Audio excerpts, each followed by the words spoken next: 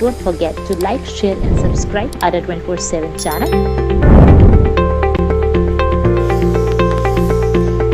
Also download Ada 24/7 app.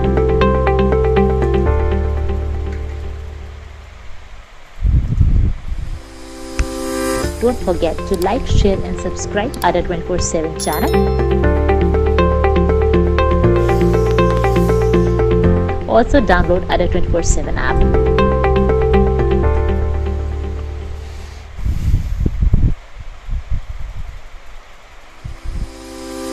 Don't forget to like, share and subscribe Ada 24/7 channel.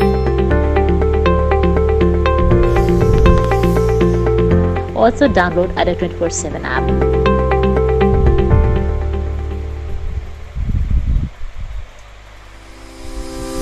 Don't forget to like, share and subscribe Ada 24/7 channel. Also download Ada 24/7 app.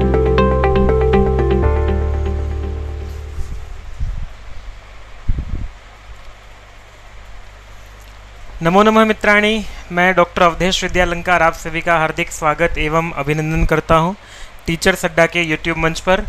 रात्रि के 9 बजे का समय और आपकी UGC net की कक्षा का समय।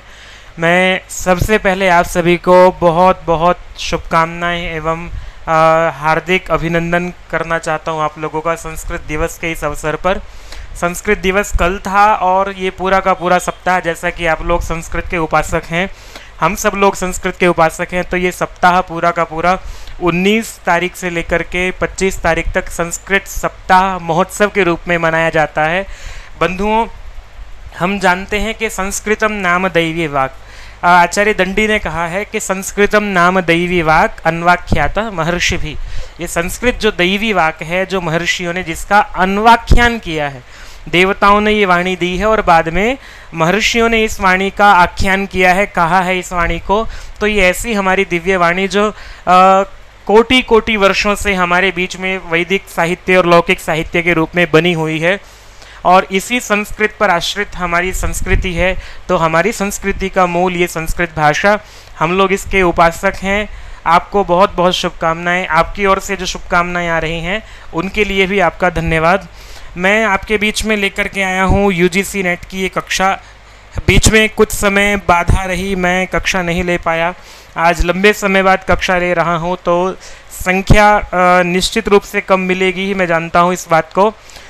यूजीसी नेट में मैं आपके बीच में पेपर 2 को लेकर के आता हूँ, संस्कृत विषय को। रात्रि के 9 बजे का समय हमारा प्रतिदिन का होता है और संस्कृत पाठशाला हमारी है, जहाँ पर हम ये कक्षा प्रतिदिन आयोजित करते हैं। आप लोग हमारे साथ जुड़ते हैं। मैं ये बात इसलिए दोहरा रहा हूँ क्योंकि लंबा गैप हो गया है कक्षा के बीच में। आप में से जो लोग जुड़े हैं, एक बार मुझे कमेंट करके बताइएगा कि आप में से कौन कौन लोग हैं जो तैयारी कर रहे हैं यूजीसी नेट को लेकर के। मेरा नाम अवधेश कुमार, आप जानते हैं, मेरा मेल आईडी है। आपको यूजीसी नेट से संबद्ध कोई भी जानकारी चाहिए या फिर कोई भी परेशानी है या कोई भी प्रश्न आप पूछना चाहते हैं, आप मुझे मेल कर सकते हैं। मैं अपनी मति के अनुसार, अपने ज्ञान के अनुसार पूरा प्रयास करूंगा आपकी सहायता करने का। जो भी संभव सहायता मेरी ओर से हो पाएगी मैं पहुंचाने का प्रयास करूंगा। बी गौतम जी, नमो नमः, स्वागत है आपका। पहले प्रश्न की ओर बढ़ते हैं। पहला प्रश्न आपके बीच में रहा, निम्नलिखित अवतरण में किसके विशेषण हैं? ये प्रश्न आपके बीच में है कि किसके विशेषण ये दिए गए हैं।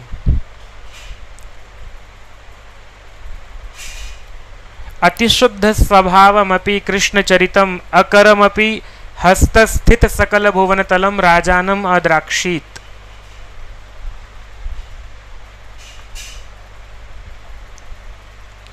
आप लोग उत्तर दे ही रहे होंगे, मैं तब तक आगे बढ़ता हूं। और ये विशेषण प्रयोग हो रहे हैं जी शूद्रक के, कादंबरी में शूद्रक के विशेषण ये वाले प्रयोग हो रहे हैं। आप लोगों को पता ही होगा शीघ्रता से। आप लोग जो लोग जुड़े हैं, देखिए उत्तर भले ही गलत हो जाए आपका, लेकिन उत्तर अवश्य दीजिएगा।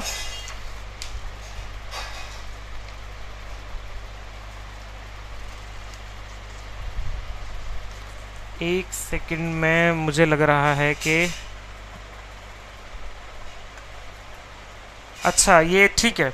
तो ये शूद्रक के विशेषण प्रयोग हो रहे हैं कादम्बरी कथा मुखम से। ये प्रश्न पत्र का हिस्सा नहीं है, ये किसी और पत्र का पेस्ट हो गया, पर प्रश्न काम का है। यूजीसी नेट की दृष्टि से प्रश्न काम का है ये वाला। तो फिर से जो प्रश्न पत्र मैं आपको करा रहा हूँ सितंबर 2020 का, उसका जो पहला प्रश्न है वो ये है कि काल क्रमानुसारम अधोलिखित वैयाकरणानाम समुचितम क्रमम चिनुत। ये वैयाकरण दिए हुए हैं कुछ, इनमें से आपको क्रम चुनना है। वरदराज, भट्टोजी दीक्षित, पतंजलि, भर्तृहरि या देखिए आप इनमें से चारों में से कौन प्राचीन है कौन अर्वाचीन है, आप लोगों को परिचय होगा, उसके अनुसार क्रम चुनिएगा आप। और मैं आपको जानकारी दे दूं, जो लोग हमारे साथ जुड़े हैं, यदि आप कमेंट नहीं कर पा रहे हैं तो आपको सब्सक्राइब करना होगा। जिन्होंने सब्सक्राइब किया है वही कमेंट कर पाएंगे, बाकी कमेंट नहीं कर पाएंगे। बहुत महत्वपूर्ण कक्षा आप लोगों की है, कृपया एक बार आप लोग शेयर कर दीजिए अपने मित्रों तक, अपने समूहों में, ताकि जो लोग तैयारी कर रहे हैं यूजीसी नेट को लेकर के वो अपनी तैयारी हमारे साथ मिलके कर सकते हैं। और निश्चित ही 2020 का जो पेपर मैं आपको करा रहा हूँ, मैं ये समझता हूँ कि पिछले कई वर्षों का प्रश्न पत्र उठाएं तो ये वाले प्रश्न पत्र का स्तर बहुत अच्छा है, थोड़ा सा कठिन भी हो सकता है। तो यदि इस प्रश्न पत्र का व्याख्यात्मक हल आप कर लेंगे तो निश्चित ही आपको लाभ होगा, मेरा ऐसा मानना है। डी कह रहे हैं, पहले पतंजलि हैं, गौतम जी कह रहे हैं, फिर भर्तृहरि, फिर भट्टोजी दीक्षित, फिर वरदराज, ये क्रम बता रहे हैं आप। तो देख लेते हैं, क्रम बिल्कुल ठीक है। पतंजलि का समय जो है, मैं एक बार आपको विस्तृत क्रम बता देता हूँ इनका। पतंजलि का समय जो है वो शुंग वंश, इनका शुंग वंश के माना जाता है, शासन काल में पतंजलि हुए हैं। भंडारकर ने पतंजलि का समय 158 ईसा पूर्व दिया है, और द बौथलिक ने पतंजलि का समय 200 ईसा पूर्व दिया है। कीथ ने उनका समय 140 से 150 ईसा पूर्व माना है, बहुत अंतर नहीं है। कुल मिलाकर के बात ये हो जाती है कि ईसा पूर्व जो द्वितीय शताब्दी है, दूसरी शताब्दी का समय उनका माना जा सकता है। पुष्यमित्र शुंग का अश्वमेध यज्ञ भी पतंजलि ने कराया था। तो इस कालक्रम की दृष्टि से आपको पता होना चाहिए, और पतंजलि ने महाभाष्य लिखा, आपको जानकारी होगी ही। भर्तृहरि जो है वो विक्रम संवत के प्रवर्तक, जो राजा विक्रमादित्य हैं उनके बड़े भाई माने जाते हैं, अग्रज माने जाते हैं भर्तृहरि। और विक्रम संवत का जो समय है ईस्वी से 57 वर्ष पूर्व प्रारंभ होता है, और जो विक्रमादित्य के प्रौढ़ अवस्था का समय रहा होगा। भर्तृहरि विक्रमादित्य के अग्रज थे, इनका समय थोड़ा सा और पहले अगर हम मान लेते हैं तो ईसा पूर्व प्रथम शताब्दी इनका समय हो जाता है। ठीक है जी, वो ईसा पूर्व द्वितीय शताब्दी, ये प्रथम शताब्दी है। और इनके बाद भट्टोजी दीक्षित का समय रह जाता है 17वीं शताब्दी में। भट्टोजी दीक्षित ने सिद्धांत कौमुदी की रचना की है, जिससे आप लोग पढ़ते पढ़ाते हैं और आपने अनेक परीक्षाएं इसको पढ़ करके दी होगी। इनका निवास स्थान काशी में था, और स्वयं इन्होंने प्रौढ़ मनोरमा टीका लिखी है सिद्धांत कौमुदी पर। मेरा जो उद्देश्य रहेगा, मेरा ये प्रयास रहेगा कि आपको एक प्रश्न से और जो भी संभावित प्रश्न बनते हैं, तो यद्यपि एक प्रश्न पत्र में 100 प्रश्न हैं, पर 100 प्रश्न पत्रों से 400 प्रश्न जो हैं वो 100 प्रश्नों से 400 प्रश्न पढ़े जा सकते हैं। मैं इस दृष्टि से आपको ये पेपर कराने के लिए आया हूँ। परीक्षा का समय निकट है, तो इसको देखते हुए, समय को देखते हुए शीघ्र ही आपको कैसे अधिक से अधिक तैयारी कम से कम समय में कराई जा सकती है, मैं उस पर प्रयासरत हूँ। आप लोग यदि साथ देंगे तो निश्चित ही कोई ताकत नहीं है जो आपको यूजीसी नेट की परीक्षा में उत्तीर्ण होने से रोक सके। तो प्रौढ़ मनोरमा टीका जो है भट्टोजी दीक्षित ने लिखी है, सिद्धांत कौमुदी पर प्रौढ़ मनोरमा टीका है। अष्टाध्यायी क्रम से एक अपूर्ण व्याख्या, शब्द कौस्तुभ तथा वैयाकरण भूषणकारी का भी इनके ग्रंथ हैं। वरदराज जो है वो व्याकरण के महापंडित भट्टोजी दीक्षित के शिष्य थे। भट्टोजी दीक्षित के सिद्धांत कौमुदी पर आधारित उन्होंने 3 ग्रंथ रचे, आप जानते ही हैं, मध्य सिद्धांत कौमुदी, लघु सिद्धांत कौमुदी और सार कौमुदी। तो वरदराज सबसे अर्वाचीन है, यही 17वीं शताब्दी का समय, इनका भी 17वीं शताब्दी उत्तरार्ध या 18वीं शताब्दी पूर्वार्ध समय इनका दिखाई देता है। तो इससे कालक्रम के अनुसार आपको प्रश्न, इसमें क्या क्या मैंने प्रयास किया, आपको इनकी रचनाएं भी पता लग गई हैं। तो पेपर में लगभग जो पूछा जाता है, कालक्रम को लेकर के बहुत सारे प्रश्न आ रहे हैं। आप जो भी अध्ययन करें अपना, उसमें कालक्रम पर विशेष ध्यान रखें। मुझे जो लोग दिखाई दे रहे हैं, एक बार कमेंट करके बता दीजिए आप में से कौन कौन तैयारी कर रहे हैं यूजीसी नेट की। अपने आप ही घर बैठ करके आप लोग कैसे कैसे तैयारी कर रहे हैं, क्या क्या तैयारी कर रहे हैं, मुझे बताते चलिएगा। एक गैप बीच में हो गया, नहीं तो ये संख्या यहाँ पर ठीक ठाक संख्या मुझे यहाँ दिखाई देती थी, पर कोई बात नहीं है, हम फिर से अपना कारवां बना लेंगे। दूसरा प्रश्न है आपके बीच में, अधुना प्राप्तेषु सामवेदस्य ब्राह्मणेषु द्वौ ब्राह्मणों कौ स्तः। आपको 4 जो हैं वो ऑप्शन दिए हैं ABCD, इनमें से 4 ब्राह्मण ग्रंथ दिए हुए हैं। सामवेद के कौन से 2 ब्राह्मण प्राप्त होते हैं, ये आपसे पूछा गया है।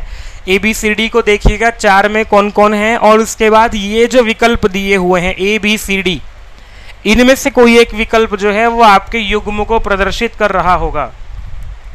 राजन शर्मा जी पूछ रहे हैं DSSB में काम आएगा क्या? नहीं आएगा जी, DSSB से तो 10 गुना ऊपर की चीज़ें हैं ये। DSSB का पाठ्यक्रम तो इसके सामने बिल्कुल ऐसा है जैसा घर में एक नए शिशु का जन्म हो जाता है। DSSB के लिए आपका ये लाभ तो नहीं होगा, मैं ऐसा क्यों कहूँ, लाभ तो होगा ही। पढ़ाई आप कोई भी करते हैं, कालक्रम को देख लेते हैं, समझ में आता है तो लाभकारी तो होगा ही। लेकिन मैं बात कर रहा हूँ UGC नेट को, पाठ्यक्रम विस्तृत है और अच्छा खासा पाठ्यक्रम है। प्रश्नों का स्तर भी गूढ़ होता है, गहराई से प्रश्न पूछे जाते हैं। सामवेद के कौन से 2 ब्राह्मण हैं ये पूछा गया है यहाँ पर। तो सामवेद का संहितोपनिषद ब्राह्मण भी है और वंश ब्राह्मण भी है। चरक ब्राह्मण नाम से मेरी जानकारी में नहीं कोई भी चरक ब्राह्मण मुझे प्राप्त होता है। गालव ब्राह्मण भी जो है वो सामवेद का नहीं है, ठीक है जी। तो आपको सामने ऑप्शन रह जाता है C और D दिखाई दे रहा है आपको यहाँ, ठीक है। सामवेद के ये वाले ब्राह्मण आपको दिखाई देंगे। मैं आने वाले समय में आपके बीच में एक चार्ट बना के रखूंगा, जिस पेपर में आपको वैदिक साहित्य के प्रश्न अधिक दिखाई देंगे, वहाँ कौन से वेद के क्या क्या ब्राह्मण हैं, क्या क्या प्रश्न बनते हैं, आने वाली कक्षाओं में रखेंगे। आज मुझे पता था संख्या कम होगी, इसलिए प्रश्नों को थोड़ा सा मैं अधिक करने का प्रयास करूँगा, लेकिन विस्तार जो है वो भी करेंगे ही। कतमेषु पाश्चात्य विदुषा अधोलिखितेषु कतमेन पाश्चात्य विदुषा अवैदिक कनकॉर्डेंस इति नामको ग्रंथः रचितः। किसने जो है अवैदिक कॉन्कॉर्डेंस जो है वो रची है, इसको ये प्रश्न पूछा गया है, आप उत्तर दीजिएगा। बाकी के इससे जो पाश्चात्य विद्वानों को लेकर के अधिक प्रश्न पूछे जा रहे हैं। जो लोग तैयारी कर रहे हैं मैं आपके लिए बता दूं, पाश्चात्य विद्वानों को वैदिक दृष्टि से भी, और जो वैदिक साहित्य का इतिहास जब आप पढ़ते हैं, सी कह रहे हैं विल्सन ने नहीं लिखा था जी, ब्लूमफील्ड ने लिखा था। M ब्लूमफील्ड इनका नाम था, मॉरिस ब्लूमफील्ड, और इनका प्रसिद्ध कार्य था अवैदिक कंकॉर्डेंस पदानुक्रम कोश है।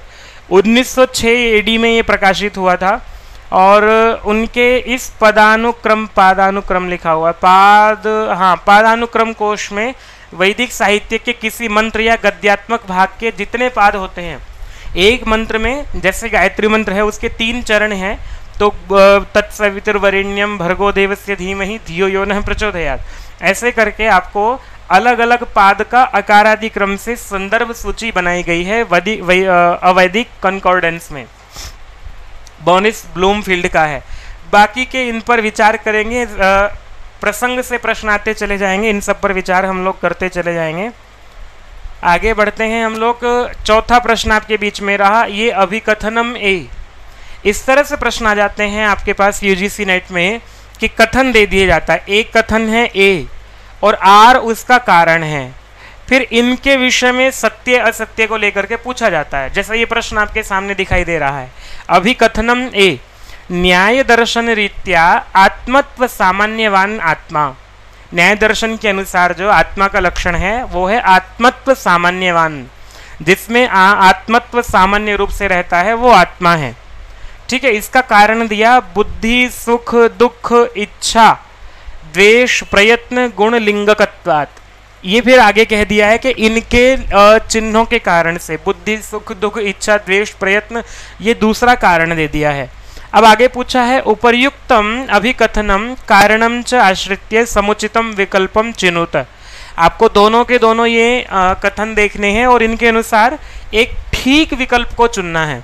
अब जैसे ए विकल्प दिया हुआ है कि ए तथा आर उभयम सत्यम अस्ति। पहले तो यही पूछा गया कि ये देखिए ए सत्य है और बी आर भी सत्य है या नहीं है। उसको देखने के बाद अगली बात कही गई है ए इत्यस्य आर इति उचितम कारणम। आर जो है वो ए का उचित कारण है या नहीं, ये पूछा गया है। ठीक है जी। बी ऑप्शन क्या है, ए तथा आर उभौ अपि असमीचीनौ, दोनों ही गलत है क्या? ठीक है। सी पूछा गया है ए तथा आर उभौ अपि समीचीनौ, दोनों ठीक हैं पर ए इत्यस्य आर इति समुचितम कारणम नास्ति। वो बात तो ठीक है कि दोनों अपनी अपनी जगह ठीक है, लेकिन ए का कारण आर नहीं है, ये कहा है। डी कहा है ए इति असमीचीनम, ए गलत है लेकिन आर इति समीचीनम, आर जो है वो समीचीन है, वो ठीक है। तो इस तरह के प्रश्न आपको बहुत सारे, अब जो एनटीए का एग्जाम जो होता है उसमें अधिक से अधिक प्रश्न जो हैं वो इस दृष्टि से पूछे जाते हैं।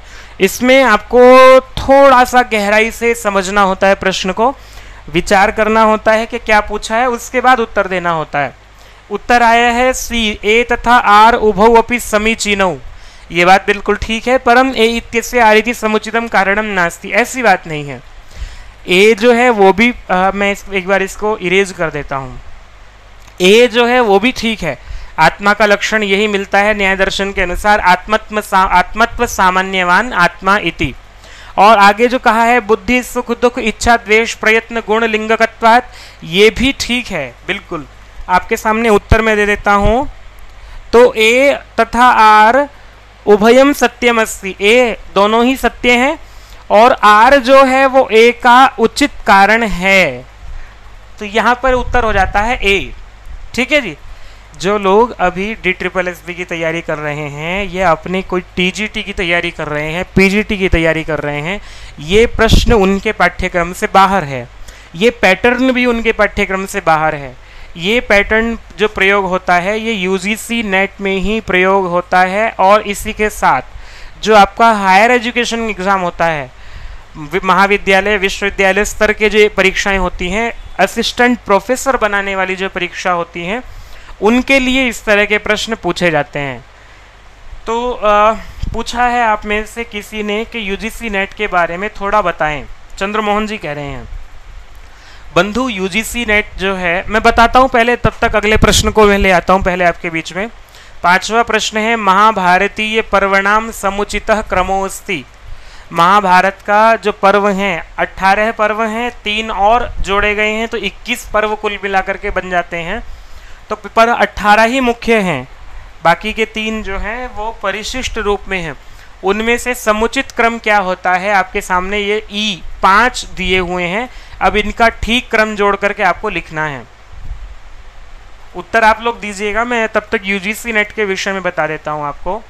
UGC नेट की परीक्षा होती है हायर एजुकेशन के लिए। जो लोग असिस्टेंट प्रोफेसर बनना चाहते हैं, MA कर रहे हैं, MA एपियरिंग जो लोग हैं वो भी अप्लाई कर सकते हैं और अप्लाई करने के बाद आपको इसका व्यवस्थित पाठ्यक्रम दिया जाता है। उस पाठ्यक्रम की तैयारी करते हैं आप, तो इसमें 2 पेपर होते हैं। एक पहला पेपर होता है 50 प्रश्नों का, 2 नंबर का एक प्रश्न होता है, 50 प्रश्न जिसमें रहते हैं पहले पेपर 1 में, और ये सामान्य रहता है, सभी विषयों का रहता है। एक ही पेपर, चाहे वो आर्ट्स का हो, साइंस का हो, मैथ्स का हो, किसी से भी हो, एक ही पेपर सबका होता है, जिसमें सामान्य अध्ययन, कंप्यूटर का बहुत लंबा चौड़ा इसका पाठ्यक्रम है, उससे प्रश्न रहते हैं 50। 100 प्रश्न जो हैं वो आपके विषय से रहते हैं, मुख्य विषय से 100 प्रश्न रहते हैं, ये भी 2 नंबर का होता है। तो ये कुल मिलाकर के 150 प्रश्न आपको करने होते हैं 3 घंटे में। तो इस तरह से आपको 3 घंटे का मतलब ये 180 मिनट मिलते हैं, 150 प्रश्न मिलते हैं। तो बहुत जल्दी जल्दी आपको इनका उत्तर देना होता है। समय आपके पास कुल मिलाकर के 1 मिनट ही लगभग बनता है आपको एक प्रश्न को पढ़ने का, उत्तर देने का। लेकिन इसके लिए इतना अभ्यास चाहिए, इतनी साधना चाहिए। अभी आप देखो, आपको 18 पर्वों के नाम यदि क्रम से याद नहीं होंगे, आदि सभा वन विराट उद्योग, इस तरह से आपको क्रम से याद नहीं होंगे तो फिर आप उत्तर नहीं दे पाएंगे इसका। यहाँ यूजीसी नेट में बिल्कुल भी तुक्के नहीं लगते हैं, और इसी के साथ साथ आपको प्रश्न यदि गलत होता है, प्रश्न के सारे उत्तर नहीं पता होते हैं तो भी आपका प्रश्न गलत हो जाता है। तो यहाँ पर पूछा है मैंने, सारांश जी जुड़े हैं, स्वागत है। और सी कह रहे हैं, सी पर आ जाता है पहले पर शांति पर्व, ठीक है बिल्कुल। ये वाला तो मैं आपको 18 पर्वों का क्रम ही दिखा देता हूँ। सी उत्तर ठीक है आपका बिल्कुल। आदि सभा वन विराट उद्योग, भीष्म द्रोण अश्वमेधिक, महाप्रस्थानिक, सौप्तिक स्त्री शांति, अनुशासन मौसल कर्ण शल्य स्वर्गारोहण तथा आश्रमवासिक, ये 18 पर्व जो हैं इनका क्रम आपको दिखाई देगा। तो देखिए, शांति के बाद अनुशासन है, अनुशासन रहा ए ये रहा। तो पहली बात तो इनको देख करके ही आपका ठीक हो जाता है। इस तरह से भी ट्रिक अगर आपको देखनी चाहिए कि पहली बात तो इसमें क्रम जो रहे सबसे पहले शांति ही है, शांति के बाद अनुशासन और कहीं दिखाई नहीं देगा, सी के बाद ए कहीं और दिख नहीं रहा है, यहाँ दिख रहा है, लेकिन सी सबसे पहले है, तो यही वाला उत्तर आपका ठीक हो जाता है। कभी कभी इस तरह से बड़ा पर्व है, ठीक बात है। आगे बढ़ते हैं हम लोग। अधोलिखितेषु ग्रंथेषु अंबिका दत्त व्यासस्य रचना वर्तते। सरल प्रश्न है बिल्कुल। किसका है? अंबिका दत्त व्यास का कौन सा ग्रंथ है? सबको पता ही, 10 सेकंड में उत्तर आ जाएगा। शिवराज विजय जो है वो इनका अंबिका दत्त व्यास का हो जाता है। मृच्छकटिकम जो है वो एक ऐतिहासिक उपन्यास है। शिवराज विजय से लगभग प्रश्न पूछा ही जा रहा है हर बार, क्योंकि ये एक अपनी तरह का अलग जो ग्रंथ है, ऐतिहासिक उपन्यास इससे पहले नहीं दिखाई देते हैं। तो ऐतिहासिक उपन्यास होने के कारण से शिवराज विजय को अंबिका दत्त व्यास के विषय में प्रश्न पूछे जाते हैं। मृच्छकटिकम एक प्रकरण है, और आपको पता ही है मृच्छकटिकम जो है वो शूद्रक का लिखा हुआ है। प्रतिमा नाटकम ये किसका है? भास का है, सबको पता है, और भास सबसे पहले नाटककार माने जाते हैं। ठीक है, जो लोग उत्तर दे रहे हैं सी ठीक है आपका। प्रतिज्ञा योगंधरायण किसका है? चलिए आपसे पूछ लेते हैं, और इसी के साथ प्रतिज्ञा योगंधरायण किसका है, इसका उत्तर दीजिए। तब तक 7वां प्रश्न आपके बीच में रहा। ब्रह्मसूत्र शांकर भाष्यानुसारम ब्रह्मणो अस्तित्व प्रसिद्धि कस्मात् ज्ञायते। शांकर भाष्य लगा हुआ है ब्रह्मसूत्र का, तो उसमें ब्रह्म की अस्तित्व की प्रसिद्धि जो है वो किससे है, ये पूछा है। बृंहते धातोरनुगमात् पंच प्रयाजेभ्यः, और प्रकृति याग से सर्वस्य आत्मत्वात्। क्या आपका जो है ब्रह्म के अस्तित्व की प्रसिद्धि किस कारण से है, ये पूछा गया। अच्छा, घटिका चलाने भूल गए हम। आप लोग उत्तर दीजिएगा। सारांश जी भास बता रहे हैं, गौतम जी भास बता रहे हैं, ठीक उत्तर है आपका।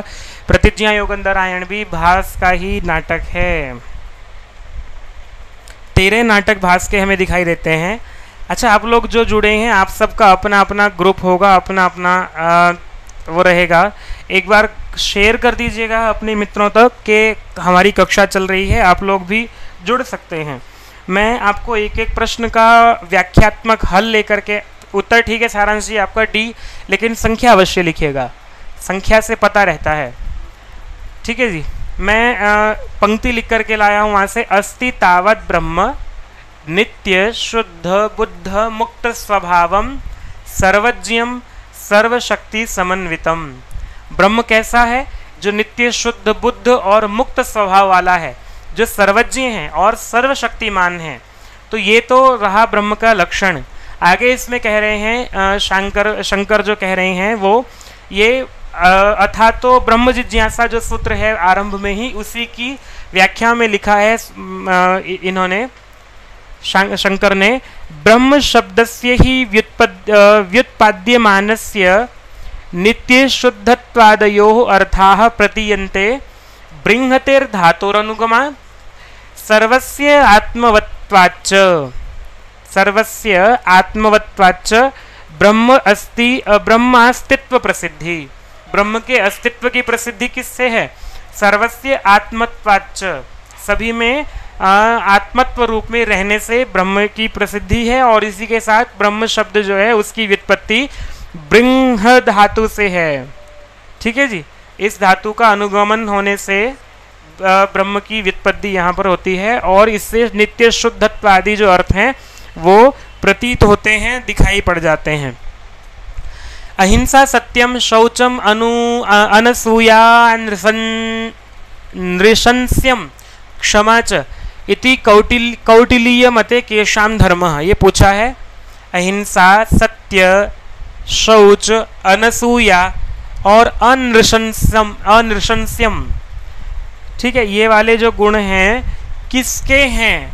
सर्वेशाम आश्रमाणाम, सभी आश्रमों के हैं। आश्रम का तात्पर्य यहाँ पर क्या है? ब्रह्मचर्य, गृहस्थ, वानप्रस्थ और हाँ ठीक है, ब्रह्मचर्य, गृहस्थ, वानप्रस्थ और सन्यास। सर्वेशाम वर्णानाम, सभी वर्णों के, ब्राह्मण, क्षत्रिय, वैश्य और शूद्र। सर्वेशाम प्राणीनाम, सभी प्राणियों के। सर्वेशाम संप्रदायानाम। आपके उत्तर की प्रतीक्षा में वो माहीराज जी जो हैं वो 7C उत्तर बता रहे थे, पर अभी हम 8वें प्रश्न की बात कर रहे हैं। आप उत्तर दीजिएगा। आप लोगों को कक्षा जो है वो समझ में भी आ रही है, बोर तो नहीं हो रहे हैं? मुझे एक बार बता दीजिएगा। थोड़ा सा स्तर बढ़ाना पड़ेगा हमें यहाँ पर। हम लोग अपना पढ़ाई UGC नेट की कर रहे हैं। आने वाले समय में आप असिस्टेंट प्रोफेसर बनना चाहते हैं तो आपको पढ़ाई के प्रति गहराई से विचार करना होगा, विषयों के प्रति गहराई से सोचना आना पड़ेगा। पूनम ठाकुर जी कह रहे हैं सी का मतलब है C और D जो हैं दोनों के विषय में कहा है। C का मतलब सर्वेशाम प्राणीनाम, D का मतलब सर्वेशाम संप्रदायानाम। ये बात तो ठीक नहीं लगती है जी। 8 का A कह रहे हैं, A और B, सर्वेशाम आश्रमाणाम, सर्वेशाम वर्णानाम। चलिए आपके बीच में पहले उत्तर ले लेते हैं। ए ठीक है, और इसी के साथ मैं आपके बीच में प्रसंग ले आता हूं पूरा का पूरा। ये त्रयी स्थापना है। त्रयी स्थापना जब आरंभ में पढ़ते हैं, पहला ही अधिकरण में 3रा अध्याय संभवतः ये है।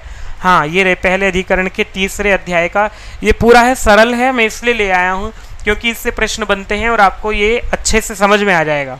कहा है साम, ऋक, यजुर्वेदास त्रयस्त्रयी। ये तीनों जो हैं साम, ऋक और यजु, इन तीनों वेद मिलकर के त्रयी कहलाते हैं। अथर्व वेद, इतिहास वेदौ च वेदाः, और अथर्ववेद और इतिहास ये दोनों मिलकर के जो हैं ये भी वेद हैं। शिक्षा, कल्पो, व्याकरणम, निरुक्तम, छंदो, विचितिर, ज्योतिषम इति चांगानी। ये 6 अंग जो आप पढ़ते हैं वही हैं। एष त्रयी धर्मः चतुर्णाम वर्णानाम आश्रमाणाम च स्वधर्म स्थापनाद औपकारिकः। ये जो त्रयी है, 3 वेद हैं, ये चारों वर्णों के, चतुर्णाम वर्णानाम, चारों वर्णों के, आश्रमाणाम, चारों आश्रमों के, स्वधर्म स्थापनात्, स्वधर्म की स्थापना करने के कारण से ये त्रयी जो है वो औपकारिक है, उपकार करने वाली है। स्वधर्मो ब्राह्मणस्य, अब ब्राह्मण का स्वधर्म बता रहे हैं। चारों वर्णों में से पहला ब्राह्मण है, ब्राह्मण का स्वधर्म है। स्वधर्म से तात्पर्य है जो उसका मुख्य कर्तव्य है। तो मुख्य कर्तव्य क्या है? वो है अध्ययनम, अध्यापनम, यजनम, याजनम, दानम प्रति ग्रहश्च। ये 6 जो वो हैं वो ब्राह्मण के अध्ययन, अध्यापन करना, यजन करना, यज्ञ करना, कराना, दान लेना और दान देना, ये 6 ब्राह्मण के स्वधर्म हैं। क्षत्रियस्य अध्ययनम, यजनम, दानम, शस्त्र आजीवो, भूत रक्षणम च, ये क्षत्रिय के हो जाते हैं। अध्ययन करना, यजन करना, दान देना, शस्त्र से आजीविका चलाना और प्राणियों की रक्षा करना, ये क्षत्रियों के स्वधर्म हो जाते हैं। वैश्यस्य अध्ययनम, यजनम, दानम, कृषि, पशुपाल्य, वाणिज्याच, और वैश्य का क्या है? अध्ययन करना, यजन करना, सबका है। अध्ययन करना, यजन करना सबका स्वधर्म है। और कृषि, पशुपाल्य, कृषि करना, पशुपालन करना और व्यापार करना, ये वैश्य का स्वधर्म हो जाता है। शूद्रस्य द्विजाति शुश्रूषा, शूद्र का जो धर्म है वो है इन द्विजातियों का, ब्राह्मण, क्षत्रिय, वैश्य तीनों का शुश्रूषा, इनकी सुनना, और वार्ता, कारु, कुशीलव कर्म च, इनकी बात, इनका जो कुशीलव कर्म है, इनके जो भी कार्य हैं उन सबको करना। गृहस्थस्य स्वधर्म। अब ये तो ब्राह्मणों की ये तो वर्णों की बात हुई। अब आश्रम की बात कर रहे हैं। गृहस्थ आश्रम जो है उसका स्वधर्म है आजीवः तुल्य ही असमान ऋषिभिर वैवाह्यम। पहले तो कह रहे हैं आजीवः तुल्य ही, पहली बात तो आजीविका कमाना, सबसे पहला काम गृहस्थ का बताया है, अपनी आजीविका का अर्जन करना। उसके बाद कहा है तुल्य ही, अपने योग्य कन्या, और कैसी हो वो, असमान ऋषि भी, जो अपने से अलग गोत्र में उत्पन्न हुई हो ऐसी कन्या से विवाह करना। ऋतुगामित्वम, उसी के साथ ऋतुगामित्व होना। देव पितृ अतिथि पूजा, देव और पितृ जो हमारे पितर हैं उनके और अतिथि इनकी पूजा करना। भृत्येषु त्यागः, जो भृत्य हैं आपके नौकर हैं उनके प्रति त्याग का भाव रखना। शेष भोजनम च, और सबको भोजन करा करके बाद में भोजन करना, ये गृहस्थ का धर्म है। मैं आपको इसलिए ये पढ़ा रहा हूँ क्योंकि यजन करने का तात्पर्य यज्ञ करना, क्योंकि इसको पढ़ने से आपका निश्चित ही एक प्रश्न इस बार ठीक हो जाए, ऐसी मेरी भावना है। ब्रह्मचारिणः, ब्रह्मचारियों का क्या धर्म है, स्वधर्म है, वो है स्वाध्यायो अग्नि कार्य अभिषेकौ भैक्षवृत्तित्वम आचार्य प्राण अंतिकी वृत्ति तदभावे गुरुपुत्रे सब्रह्मचारिणी वा। तो ब्रह्मचारियों का जो धर्म बताया है वो बताया है स्वाध्याय, सबसे पहले स्वाध्याय करना, अग्नि कार्य यज्ञ करना, अभिषेकौ अग्नि कार्य यज्ञ करना और अभिषेक करना। भैक्ष व्रतित्वम, भिक्षा मांग करके जो व्रत धारण करना है कि भिक्षा मांग करके अपने भोजन पेट भरना। आचार्य, और आचार्य के प्रति कैसा है, प्राण अंति की वृत्ति ही, अपने प्राणों का अंत करने तक भी उनकी सेवा करना, उनके प्रति ऐसा व्यवहार करना। तदभावे, और यदि आचार्य नहीं है तो उनके गुरुपुत्रे, गुरु के पुत्र में और अपने ब्रह्मचारियों के प्रति भी सब्रह्मचारिणी, अपने साथ जो सहाध्यायी हैं उनके प्रति भी ऐसा भाव रखना। वानप्रस्थस्य, वानप्रस्थी जो होता है उसका धर्म क्या है, ब्रह्मचर्यम भूमौ शय्या जटा अजिन धारणम अग्निहोत्र अभिषेकौ देवता पितृ अतिथि पूजा वन्यश्च आहारः। जो वानप्रस्थी हैं उनका स्वधर्म है ब्रह्मचर्य, सबसे पहले भूमौ शय्या, भूमि पर सोना। जटा अजिन धारणम, जटा धारण करना और कोपीन धारण करना, अजिन मैंने कोपीन धारण करना। अग्निहोत्र करना, अभिषेक करना, अर्घ्य प्रदान करना। देवता पितृ अतिथि पूजा, इन सब की पूजा करना, सत्कार करना। और वन्यश्च आहारः, वन में रह करके अपना आहार ग्रहण करना। इसके बाद परिव्राजक आ जाता है। परिव्राजकस्य जितेंद्रियत्वम, जो परिव्राजक है सन्यासी है उसका धर्म है, स्वधर्म है, वो है जितेंद्रियता, अपनी इंद्रियों पर संयम रखना। अनारंभः निष्किंचनत्वम, अनारंभ मतलब यह है कि कोई भी ऐसा कार्य न करना, ऐसे कार्य का आरंभ न करना जिसको जो एक स्थान पर रह करके करना होता है। निष्किंचनत्वम, सभी वस्तुओं के प्रति जो है वो अकिंचनता का भाव रखना, उसको कुछ भी न मानना। संग त्यागः, संग को छोड़ देना। भैक्ष व्रतम, भिक्षा मांग करके जो है वो भोजन करना। अनेकत्र अरण्ये च वासः, अनेकत्र स्थान, अनेक स्थानों पर जो है और अरण्य में वास करना। बाह्य आभ्यंतरम च शौचम, बाह्य और आभ्यंतर जो है वो शुद्ध रखना, पवित्र रखना। अब ये बात हो गई है सबके अलग अलग। अब आगे की जो बात कही है हमारे काम की, जहाँ से प्रश्न बना है, सर्वेषाम अहिंसा सत्यम शौचम अनसूय आंद्रशंस्यम क्षमा च, इनमें से सबके लिए जो है वो है अहिंसा का व्रत पालन करना, सत्य को, शौच पवित्रता को, असूयता का, अनसूयता का भाव रखना और अनृशंस्य इसका भाव रखना, क्षमा का भाव रखना, ये सबके लिए कहा गया है, सभी प्राणियों के लिए।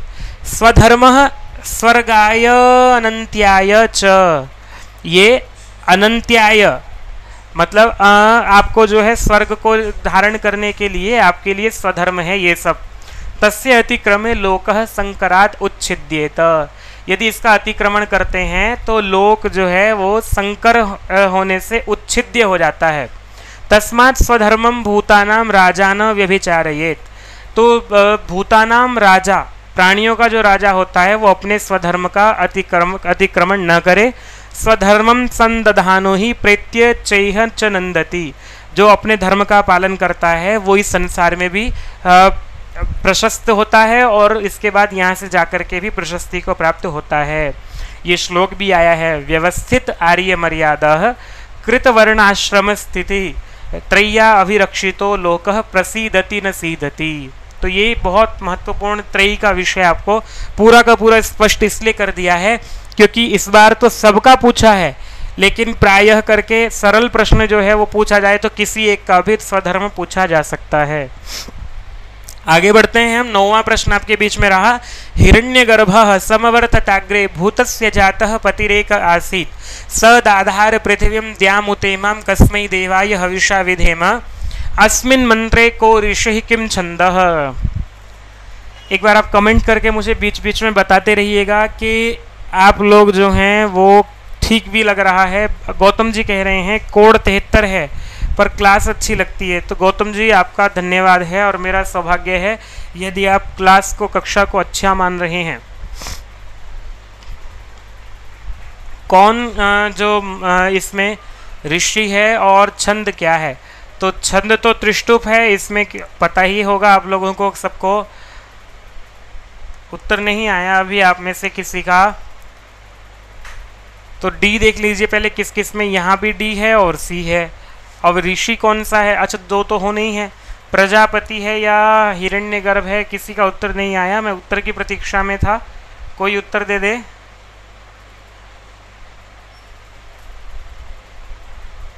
नहीं आया तो चलिए मैं ही उत्तर दे देता हूँ। प्रजापति जो है इसका ऋषि हिरण्यगर्भ है, देवता प्रजापति है, छंद त्रिष्टुप है, मंत्र संख्या जो है इसमें 10 है, 10 मंत्र हैं। और इसमें जो बात है कस्मै देवाय हविषा विधेम, ये इसके 10 मंत्रों में से 9 मंत्रों में ये वाला वाक्य सब में दिखाई देगा।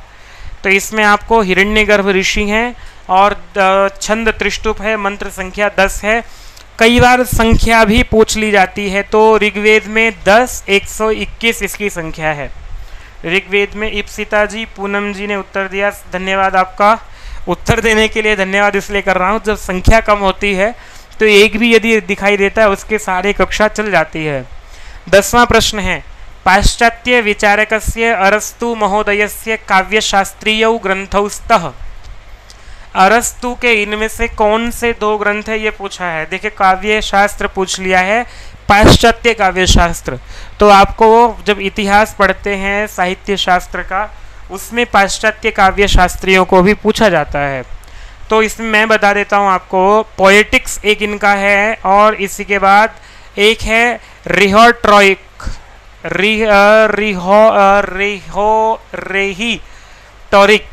ऐसे कुछ नाम उल्टा सीधा सा उसमें लिखा दिखाई देता है। बाकी भाषण शास्त्र और पोएटिक्स काव्य शास्त्र जो है ये उनके दिखाई देते हैं, अरस्तु के।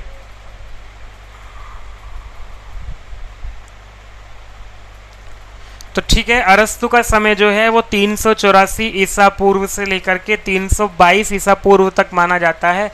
यूनानी दार्शनिक थे, प्लेटो के शिष्य थे, सिकंदर के गुरु थे। पेरियुप्सिस जो इसमें आया हुआ है ये वाला शब्द, ये काव्य में उदात्त तत्व को बताने वाला है, उदात्त तत्व को बताने वाला है। लोंगिनुस जो इनका नाम है, लॉन्जाइनस भी इसको नाम लिखा जाता है। पाश्चात्यों का नाम थोड़ा सा लेने में भारतीयों का कोई कुछ बोलता है कोई कुछ बोलता है, तो दोनों नाम मैंने लिख दिए हैं इसीलिए। ये पेरिइप्सुस, ध्यान रखिएगा, पेरिइप्सुस। सबलिम की बात होती है, सबलाइम का मतलब होता है उदात्त तत्व।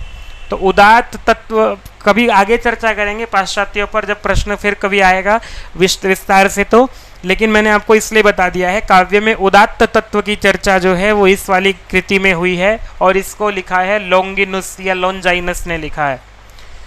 बाकी के दोनों जो हैं ये भाषण शास्त्र, काव्य शास्त्र, पोएटिक्स और रिहेटोरिक, ये इनके अरस्तु के हैं। सौंदर्य शास्त्र के नाम से ऐसा कोई मुझे नहीं दिखाई दिया, तो मैंने छोड़ दिया, आप भी देख लीजिएगा अपने हिसाब से।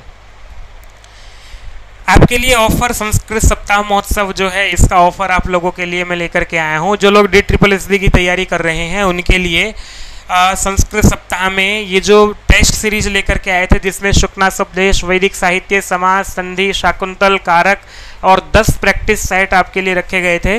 टेस्ट सीरीज आपके लिए रखी गई है, तो आप इसको ले सकते हैं। 80% छूट दे करके आपको DS169 कोड यूज़ करेंगे, आपको ये मिल जाएगा मात्र 160 रुपये लगभग में आपको मिल जाएगा ये। ठीक है जी। इसी के साथ UGC नेट का मैं आपको बता देता हूँ, परीक्षा आपकी अक्टूबर में है और 6 अक्टूबर से लेकर के आपकी परीक्षा UGC नेट की होगी।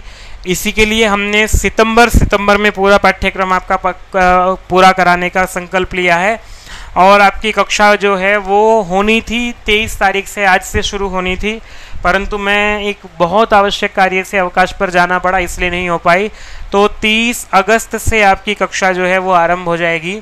आप लोग यदि UGC नेट की तैयारी करना चाहते हैं हमारे साथ, तो प्रश्न कराएंगे हम, पूरा पढ़ाना संभव नहीं है। प्रत्येक विषय के अब तक जो भी प्रश्न आ गए हैं हायर एजुकेशन में या UGC नेट में, उन सब पर इसी तरह से चर्चा करते हुए कक्षा में हम लोग आपको प्रश्न कराएंगे। और जो प्रश्न कराएंगे आपको कोई भी प्रश्न छोड़ा ना जाए, ऐसा प्रयास रहेगा। आपके लिए ऑफर जो इसमें है संस्कृत सप्ताह महोत्सव का, वो ऑफर है आपको वहाँ पर 10,000 रुपये इसका दिखाई देगा मूल्य, जब आप इस बैच को खरीदना चाहेंगे। लेकिन यूज़ करेंगे आप Y321 code, Y321 code use करेंगे तो आपको 77% डिस्काउंट मिल करके लगभग 2300 रुपये का ये मिल जाता है। शायद 10,999 होगा तो ये 2400 रुपये के लगभग पड़ जाएगा। तो आप देख लीजिएगा जा करके, सरल मतलब कम मूल्य में आपको देने का ये प्रयास हमारा रहेगा। तो हम लोग शुरू कर देंगे 30 अगस्त से। 30 सितंबर या पूरा आपको 5-6 तारीख को पेपर होना है, तो 2 या 3 या 4 तारीख तक पूरा आपका पाठ्यक्रम समाप्त हो जाए, ऐसी हमारी ऐसा प्रयास है। 75 घंटे का समय आपके लिए रखा गया है। 1.5 घंटा कक्षा सुबह होगी, 1.5 घंटा कक्षा शाम होगी, तो दोनों समय 1.5 घंटे की कक्षा रख करके एक विषय पर जो भी है पाठ्यक्रम आप जा करके देख सकते हैं। अड्डा 247 की ऐप पर जाएंगे आप, तो वहाँ पर आप टीचिंग में जा करके UGC नेट सर्च कीजिएगा। UGC नेट को पहले नंबर पर आपको आपका बैच दिखाई देगा संस्कृत, उसमें आपको पूरा पाठ्यक्रम भी दिखाई दे जाएगा, किस किस डेट पर हम आपको क्या क्या कराने वाले हैं। सारा का सारा पाठ्यक्रम विभाजित करके दिया गया है। ये ध्यान रखा गया है कि कहाँ से कितने प्रश्न आते हैं और किन प्रश्नों को कितने समय में करना है। पूरा का पूरा एक स्टडी प्लान आपका जो दिया गया है, बहुत सोच विचार करके, बहुत लंबा चौड़ा डिस्कशन करके तब आपका स्टडी प्लान बनाया गया है। प्रयास यही रहेगा कि आपका 1 महीने में कोई भी विषय न छूटे। 2300 रुपये आपके लिए फीस रखी गई है। और संस्कृत सप्ताह महोत्सव में ऑफर आपके लिए एक और है, डबल वैलिडिटी ऑफर है, क्योंकि अभी आपकी हायर एजुकेशन की परीक्षाएं भी आ रही हैं। यूपी में एग्ज़ाम की डेट आ गई है, 5 चरणों में परीक्षा होनी है। 30 अक्टूबर से लेकर के नवंबर में पूरे में आपकी परीक्षा होनी है, तो आपके लिए वहाँ भी ये लाभदायक होगा। और कहीं भी राजस्थान में परीक्षाएं, वहाँ लाभकारी होगा। इस तरह से जो भी हायर एजुकेशन की परीक्षाएं होंगी उन सब में लाभकारी होगा। उत्तराखंड में अभी वैकेंसीज आने वाली हैं जल्दी ही, और वहाँ भी आपके लिए ये सब लाभकारी होगा। तो 1 वर्ष के लिए आपको समय इसका मिलेगा। अभी ले लेते हैं संस्कृत सप्ताह महोत्सव के अंतर्गत डबल वैलिडिटी भी आपको मिल जाएगी। ठीक है जी। 11वां प्रश्न पर आ जाते हैं। मंत्रिभिः त्रिभिश्चतुर्भिर्वा सह मंत्रयेत। ये आपको कहाँ से दिख रहा है? ये दिखाई देगा आपको अर्थशास्त्र से, कि 3 मंत्रियों के साथ या 4 मंत्रियों के साथ मंत्रणा करे। ये ए जो है एक उक्ति है। कारण दिया गया आर, एकेन अर्थकृच्छ्रेण निश्चयम नाधिगच्छेत। क्योंकि एक से यदि हम लोग चर्चा करते हैं तो उससे निश्चय नहीं हो पाता है। द्वाभ्याम मंत्रयमाणो द्वाभ्याम संहताभ्याम अवगृह्यते विगृहीताभ्याम विनाश्यते। अगर 2 लोगों से हम मंत्रणा करते हैं, कोई दोनों संगत हो जाएं तो ठीक है, अच्छी बात है। दोनों सहमत हो जाएं तो, और दोनों सहमत ना हो तो विनाश हो जाता है। तो इसलिए कहा ततः परेषु, इससे अधिक कृच्छ्रेण अर्थ निश्चयो गम्यते। बहुमत से जो है वो अर्थ का निश्चय हो जाता है। ऐसा जो है दूसरा कथन है आर। एक कथन है 3-4 मंत्रियों के साथ मंत्रणा करे, दूसरा कथन जो है वो एक कारण है। तो अब आप इनमें से उत्तर दीजिएगा, समुचित विकल्प चुनिएगा। ए तथा आर जो है दोनों ही असत्य हैं, एक तो ये हुआ। उभौ अपि सत्यम, दोनों सत्य हैं। इति उचितम कारणमस्ति इत्यस्य, ए जो है वो आर जो है वो उचित कारण है, यहाँ पर नहीं लिखा हुआ है। आर उचित कारण है ए का, दूसरा ये हो गया है। तीसरा है ए तथा आर दोनों ही सत्य हैं किंतु आर ए का उचित कारण नहीं है। चौथा है ए आर दोनों ही असत्य हैं। ए सत्य है, आर असत्य है। तो चलिए मैं उत्तर दे देता हूं इसका, दोनों ही कथन जो हैं वो सत्य हैं। पहली बात तो ये है उभय, लेकिन और इसी के साथ कहा है कि आर जो है वो ए का उचित कारण है। बिल्कुल सही बात जो है वो ये हो जाती है। कारण बात क्या है? बात ये है कि कहा गया कि 3 मंत्रियों से बात करे या 4 से, मतलब मंत्रियों की संख्या कितनी होनी चाहिए, या कोई भी मंत्रणा करे, मंत्रणा करते समय कितने मंत्री होने चाहिए। तो इन्होंने कहा कि 3 से बात करें या 4 से बात करें। ये तो सामान्य वाक्य हुआ, कथन हुआ। अब इसका कारण बताया है कि कारण क्या है? कारण बता रहे हैं कि 1 से मंत्रणा करेंगे तो निश्चय हो ही नहीं पाएगा। वो अपने मन, वो कोई बात ठीक कहेगा तो बढ़िया बात नहीं होगी, मतलब उससे बात जो है वो सही निर्णय पर हम नहीं पहुंच पाएंगे। 1 से 2 से मंत्रणा करेंगे, दोनों ही अगर सहमत हो गए तो अच्छी बात है, सहमत ना हुए तो फिर नाश हो जाएगा। तो इसलिए 2 से भी बात नहीं बनेगी। इसलिए कहा कि 3 या 4 मंत्री जो हैं वो 3 या 4 लोगों के साथ राजा बात करे किसी भी विषय को सुलझाते हुए, क्योंकि बहुमत से फिर निर्णय हो जाता है। ये विषय यहाँ पर रखा गया है अर्थशास्त्र में। प्रथम अधिकरण में, प्रथम अधिकरण पूरा लगा हुआ है, मंत्री प्रकरण जहाँ पर आता है वहाँ ये सारा का सारा मंत्रणा प्रकरण दिखाई दे जाएगा आपको। तो बी उत्तर ठीक हो जाता है आपका। ठीक है जी। हाँ, उत्तर 11 का भी पूनम शर्मा जी ने दिया है, वो बिल्कुल ठीक है। यूजीसी का कोड क्या है ये पूछ रहे हैं, संस्कृत का। संस्कृत में यूजीसी नेट में 2 कोड से परीक्षा होती है। जो एमए लोग कर रहे हैं उनके लिए 25 कोड की परीक्षा होती है।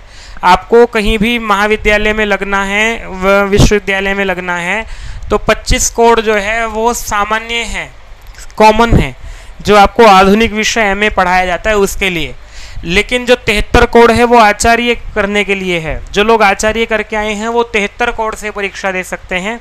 और जहाँ कहीं जैसे संपूर्णानंद संस्कृत विश्वविद्यालय है वहाँ पर आपको परीक्षा जो होती है वो शास्त्रीय परीक्षा होती है, तो उनके लिए 73 कोड मान्य होता है।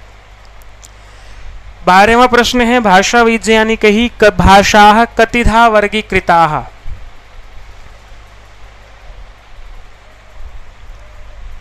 संस्कृत का 75 कोड है, 25 कोड है, लिखा हुआ है। मैं जो तैयारी करा रहा हूँ 25 कोड की तैयारी करा रहा हूँ, ऊपर लिखा हुआ है देखिए।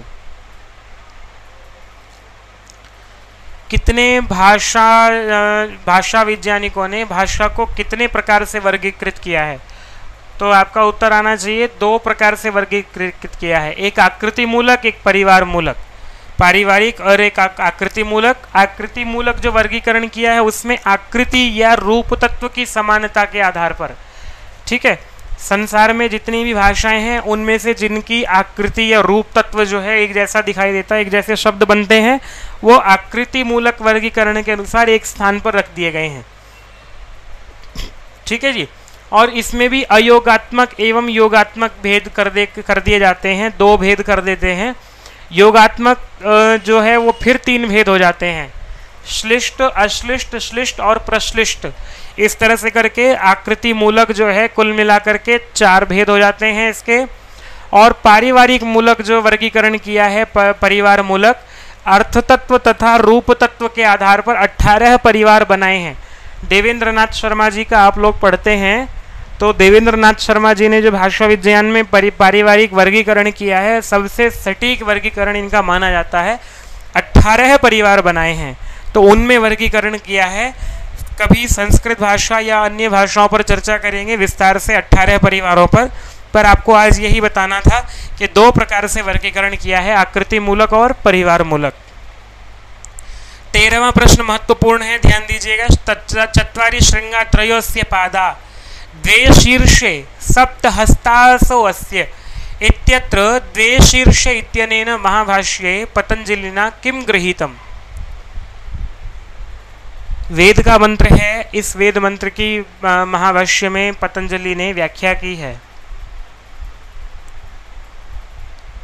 नीतम राठी जी हैं, राज साहू जी हैं। चलिए ठीक है, मैं बिल्कुल निराश नहीं हूँ आज संख्या को देख करके, क्योंकि विशेष जो बात यह है कि लंबा गैप रहा है। लंबा गैप होने के कारण से लोग जो हैं वो नहीं हैं आज मेरे कक्षा में, कोई बात नहीं है। बात यह है कि चत्वारि श्रृंगा त्रयस्य पादा द्वे शीर्षे सप्त हस्तास्वस्य इत्यत्र द्वे शीर्षे की व्याख्या क्या की है पतंजलि ने? पश्पसान्निक लगा हुआ है महाभाष्य का, पश्पसान्निक। वहाँ आपको द्वे शीर्षे कहा है शब्द को लेकर के, नित्य शब्द, कार्य शब्द। तो यहाँ पर ए और सी वाला जो ऑप्शन है आपका ए, वो ठीक हो जाता है। आपके बीच में रहा चत्वारि श्रृंगाणी, क्या व्याख्या की है पश्पसान्निक में, वो मैं लिख देता हूँ। चत्वारि श्रृंगाणी चत्वारि पद जातानि नाम आख्यात उपसर्ग निपाताश्च। जो नाम आख्यात उपसर्ग और निपात हैं ये 4 पद जातानि कहा है, इनको 4 श्रृंगाणी कहा है। त्रयोस्य पादाः 3 पाद हैं, कौन से? 3 काल हैं, त्रयः कालाः भूत भविष्यत वर्तमानाः। जो भूतकाल, भविष्यकाल, वर्तमान काल है वो 3 काल, इसके 3 पाद कहे गए हैं। द्वे शीर्षे, द्वे शीर्ष 2 सिर हैं इसके, कौन से? द्वौ शब्दौ आत्मानौ नित्यः कार्यश्च। शब्द जो है वो नित्य और कार्य, नित्य शब्द और कार्य शब्द जो है वो इसके शीर्ष हैं, आत्मा है। सप्त हस्तास्वस्य, और इसके 7 विभक्तियां जो हैं वो 7 हाथ हैं। त्रिधा बद्ध, त्रिषु स्थानेषु बद्ध, क्योंकि 3 स्थानों से, उरसी कंठे शिरसी इति, तो ध्वनि जो है वो 3 स्थानों से निकलती है, वहां पर इसका बाद होता है, इसलिए कहा त्रिधा बद्ध। वृषभो वर्षणात् रो रवीति शब्दम करोति। तो आपको यहाँ पर इसको पढ़ करके ये ध्यान रखना है कि सप्तहस्तासो किसके लिए कहा, द्वे शीर्षे किसके लिए कहा, और त्रयोस्य पादा किसके लिए कहा, चत्वारि श्रृंगा किसके लिए कहा है। यहाँ से प्रश्न बनता है आपके लिए। तो देखो, थोड़ा सा पढ़े हुए होते हैं ये प्रश्न तभी ठीक हो पाते हैं। इस तरह के जो प्रश्न आ जाते हैं ना, जहाँ आपके पास 4 ऑप्शन दे दिए और उन ऑप्शन के बाद फिर कहा कि कोई एक युग्म जो है वो सही है, तो इस तरह से चुनना कठिन हो जाता है। वो तभी चुन पाते हैं जब हमें पढ़ाई की हुई होती है इस स्तर पर गहराई से। तुम बहुत मन लगा के तैयारी कीजिएगा, बाकी की विषय हम पर छोड़ दीजिएगा, क्या तैयार करना है, कैसे करना है। प्रतिदिन कक्षा में जुड़िए, वो काम बताना रहेगा हमारा। बस आप पढ़ते रहिए, जो बताया जाता है उसकी तैयारी करते रहिए। हमारे साथ तैयारी करना चाहते हैं, अपना अध्ययन करते हुए, प्रश्न हमारे साथ करते हुए तैयारी कर सकते हैं आप लोग। प्रिंस जी जुड़े हैं, स्वागत है आपका। 14वां प्रश्न है, न्याय सिद्धांत मुक्तावली के अनुसार व्याप्ति का लक्षण क्या है?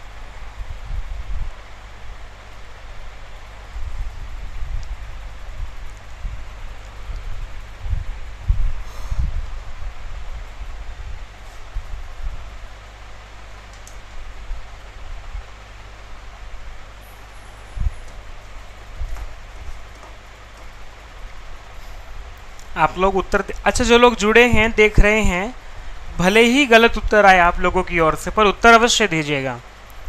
व्याप्ति का लक्षण पूछा है, क्या है यहाँ पर? तो साध्यवद अन्यस्मिन् असंबंध व्याप्यस्य पक्षवृत्तित्वधीः हेतुमन्निष्ठ विरह अप्रतियोगिना साध्येन हेतौ एकाधिकरण्यम शिषाधयिषा विरह विशिष्टा सिद्ध्य भाव। क्या है इसमें से? अच्छा, आरती जी हैं, मुझे जो असल में दिखाई देता है वो ही बोलना होता है। तो क्या है इसमें से उत्तर आपके सामने ये रहा। व्याप्ति ही जो है उसके लिए कहा साध्यवद अन्यस्मिन् असंबंध उदाहृतः। न्याय सिद्धांत मुक्तावली में तो आपके लिए ए ठीक हो जाता है। इसके बाद युग्म कहा अथवा हेतुमन्निष्ठ विरहा प्रतियोगिना साध्येन हेतोः एकाधिकरण्यम व्याप्ति ही उच्यते। तो यहाँ पर जो है दोनों ए और सी कूट आपका जो है वो ठीक हो जाता है। ठीक है जी, ए ऑप्शन आपका ठीक हो जाता है। पढ़िएगा इसको, व्याप्ति के विषय में जो है न्याय सिद्धांत मुक्तावली से प्रश्न आया है, अनुमान खंड लगा हुआ है न्याय सिद्धांत मुक्तावली का अनुमान खंड। लो भैया सरल प्रश्न आ गया है। मनुमते वेद प्रदानात् आचार्य परिचक्षते। मनु के मत में वेद प्रदान करने से आचार्य को क्या कहा गया है?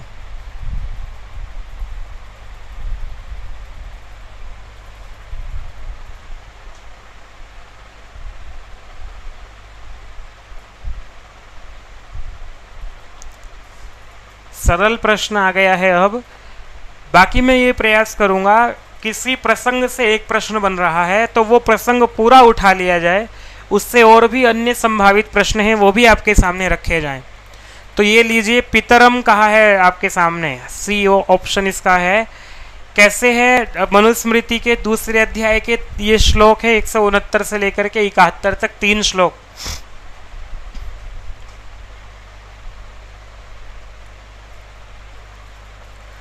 मातुः अग्रे अधिजननम द्वितीयं मौंजी बंधने तृतीयं यक्ष यज्ञ दीक्षायां द्विजस्य श्रुतिचोदनात् तत्र यद ब्रह्म जन्मास्य मौंजी बंधन चिह्नितं तत्रास्य माता सावित्री पिता तु आचार्य उच्यते। वहाँ जब इसका बंधन होता है वेद प्रदान करने के समय, जो आचार्य है वो इसका मौंजी बंधन करता है। माता वहाँ सावित्री कही जाती है और आचार्य जो है वो पिता कहा जाता है। जिस समय विद्यार्थी का वेदारंभ संस्कार करा जाता है उस समय वेद प्रदानात् आचार्यम पितरम परिचक्षते। वेद प्रदान करते समय जो है वो आचार्य को पितर कहा जाता है। नहीं अस्मिन् युज्यते कर्म किंचित आ मौंजी बंधनात्। मौंजी बंधन से लेकर के इसका और कोई कर्म नहीं होता है, सब आचार्य के अनुसार इसको करना होता है। तो पितरम इसकी संज्ञा हो जाती है। ठीक है जी, सी उत्तर है इसका। 16वां प्रश्न है, महत्वपूर्ण है। रणेषु तस्य प्रहिताः प्रचेतसा सरोष हुंकार परांग मुखी कृताः प्रहर्तुरेवोरग राजरज्जवो जवेन कंठम सभयाः प्रपेदिरे। शिशुपाल वधम से श्लोक आया है और इसमें किस दिक्पाल का वर्णन किया गया है? यदि आपने शिशुपाल वधम पढ़ा हो, प्रथम सर्ग लगा हुआ है, उससे पूछा है रणेषु तस्य प्रहिताः प्रचेतसा। तो ये प्रचेतस शब्द जो है ये दिक्पाल के लिए प्रयोग किया गया है। किसी, आप उत्तर दीजिएगा किसके लिए कहा गया है, किस दिक्पाल की चर्चा यहाँ पर की गई है? मैं आपको बता देता हूँ, वरुण के लिए यहाँ पर चर्चा की गई है। वरुण ने क्या किया, जब रावण के ऊपर अपना जो नाग पाश फेंका था तो जैसे ही उधर से हुंकार भरी रावण ने, वो नाग पाश उसको डर करके उल्टा और वरुण के पास ही लौट करके आ गए। ये प्रसंग है इसमें। आपके लिए वरुण उत्तर है। मैं आगे श्लोक पूरा का पूरा आपके बीच में लिख करके लेके आया हूँ, पढ़ा देता हूँ क्योंकि फिर से प्रश्न आपके बीच में ना आ जाए। 56वां श्लोक है पहले सर्ग का 56वां। रणेषु तस्य प्रहिताः प्रचेतसा युद्धेषु वरुण प्रेषिता नागपाशाः। ये इसका भावार्थ जो है वो बन जाता है कि प्रचेतसा, प्रचेतसा प्रचेतस के द्वारा, वरुण के द्वारा जो प्रहिता प्रयोग किए गए जो उस नागपाश हैं, तस्य समर्ष हुंकार व्यावर्तिता। सरोष हुंकार, हुंकार जो उसने रोष के साथ भरी थी रावण ने, उसके हुंकार के साथ परांगमुखी कृता, परांगमुख कर दिए हैं, उल्टे लौटा दिए गए हैं।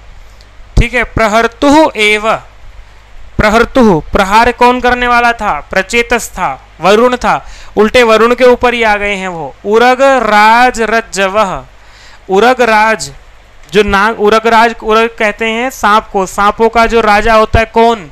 वासुकी नाग। वो जो वासुकी नाग था वो रज्जवः, वो रज्जू, सांप रज्जू बन करके जिसके पास रहते हैं। जवेन वेगेन, वेग के साथ, कंठम सभयाः, भय के साथ, कंठम प्रपेदिरे, उल्टे वरुण के ही कंठ में आकर के वो लिपट गए। ठीक है जी। वरुण का नागपाश प्रसिद्ध है, उसका नाम इसलिए पाशी भी रखा गया है वरुण का नाम।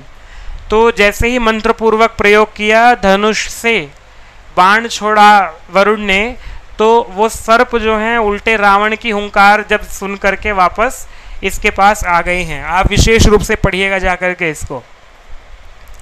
17वां प्रश्न है, तो रावण की प्रश्न मतलब रावण का जो स्थिति है उसके विषय में बताया गया है। रावण इतना बलशाली है कि उसकी हुंकार में ही इतना सामर्थ्य है। संपूर्णम इंद्र सूक्तम अधोलिखितेषु कतमेन छंदसा ग्रथितमस्ति। इंद्र सूक्त जो है वो किस छंद में रचा गया है, ये प्रश्न है। जगति, अनुष्टुप, त्रिष्टुप या गायत्री। सरल प्रश्न आ गया, 10 सेकंड में उत्तर देना था आपको। एग्जाम कब है? एग्जाम है 6 अक्टूबर को। 6 अक्टूबर से 11 अक्टूबर के बीच में आपकी डेट जो है वो रखी गई है, कभी भी आपका एग्जाम हो जाएगा। तो इंद्र सूक्त जो है वो पूरा त्रिष्टुप छंद में रचा गया है। इंद्र सूक्त की संख्या 2-12 है। ऋग्वेद में दूसरे मंडल का 12वां सूक्त इंद्र सूक्त है। 15 मंत्र हैं और अंत में सजना से इंद्र जो है वो आता है। इसमें गृत्समद जो है वो ऋषि हैं। ठीक है, प्रत्येक जो सूक्त लगे हुए हैं उन सब के ऋषि के साथ उनका देवता और मंत्रों की संख्या और सूक्तों की संख्या अवश्य अवश्य अवश्य लिख लीजिएगा। त्रिष्टुप छंद में पूरा का पूरा सूक्त जो है ये दिखाई देता है। ठीक है, आगे बढ़ते हैं। पूनम जी ठीक उत्तर दे रहे हैं। बर्नेल महोदयानुसारम ब्राह्मी लिपे अक्षराणाम उत्पत्ति संजाता। देखो लिपि से आपके पास पूरी यूनिट लगी हुई है लिपि को लेकर के। तो ब्राह्मी लिपि पूछा है। बर्नेल महोदय के अनुसार ब्राह्मी लिपि का जो अक्षर हैं उनकी उत्पत्ति किससे हुई है? मैं बता देता हूं आपको प्रश्न थोड़ा सा।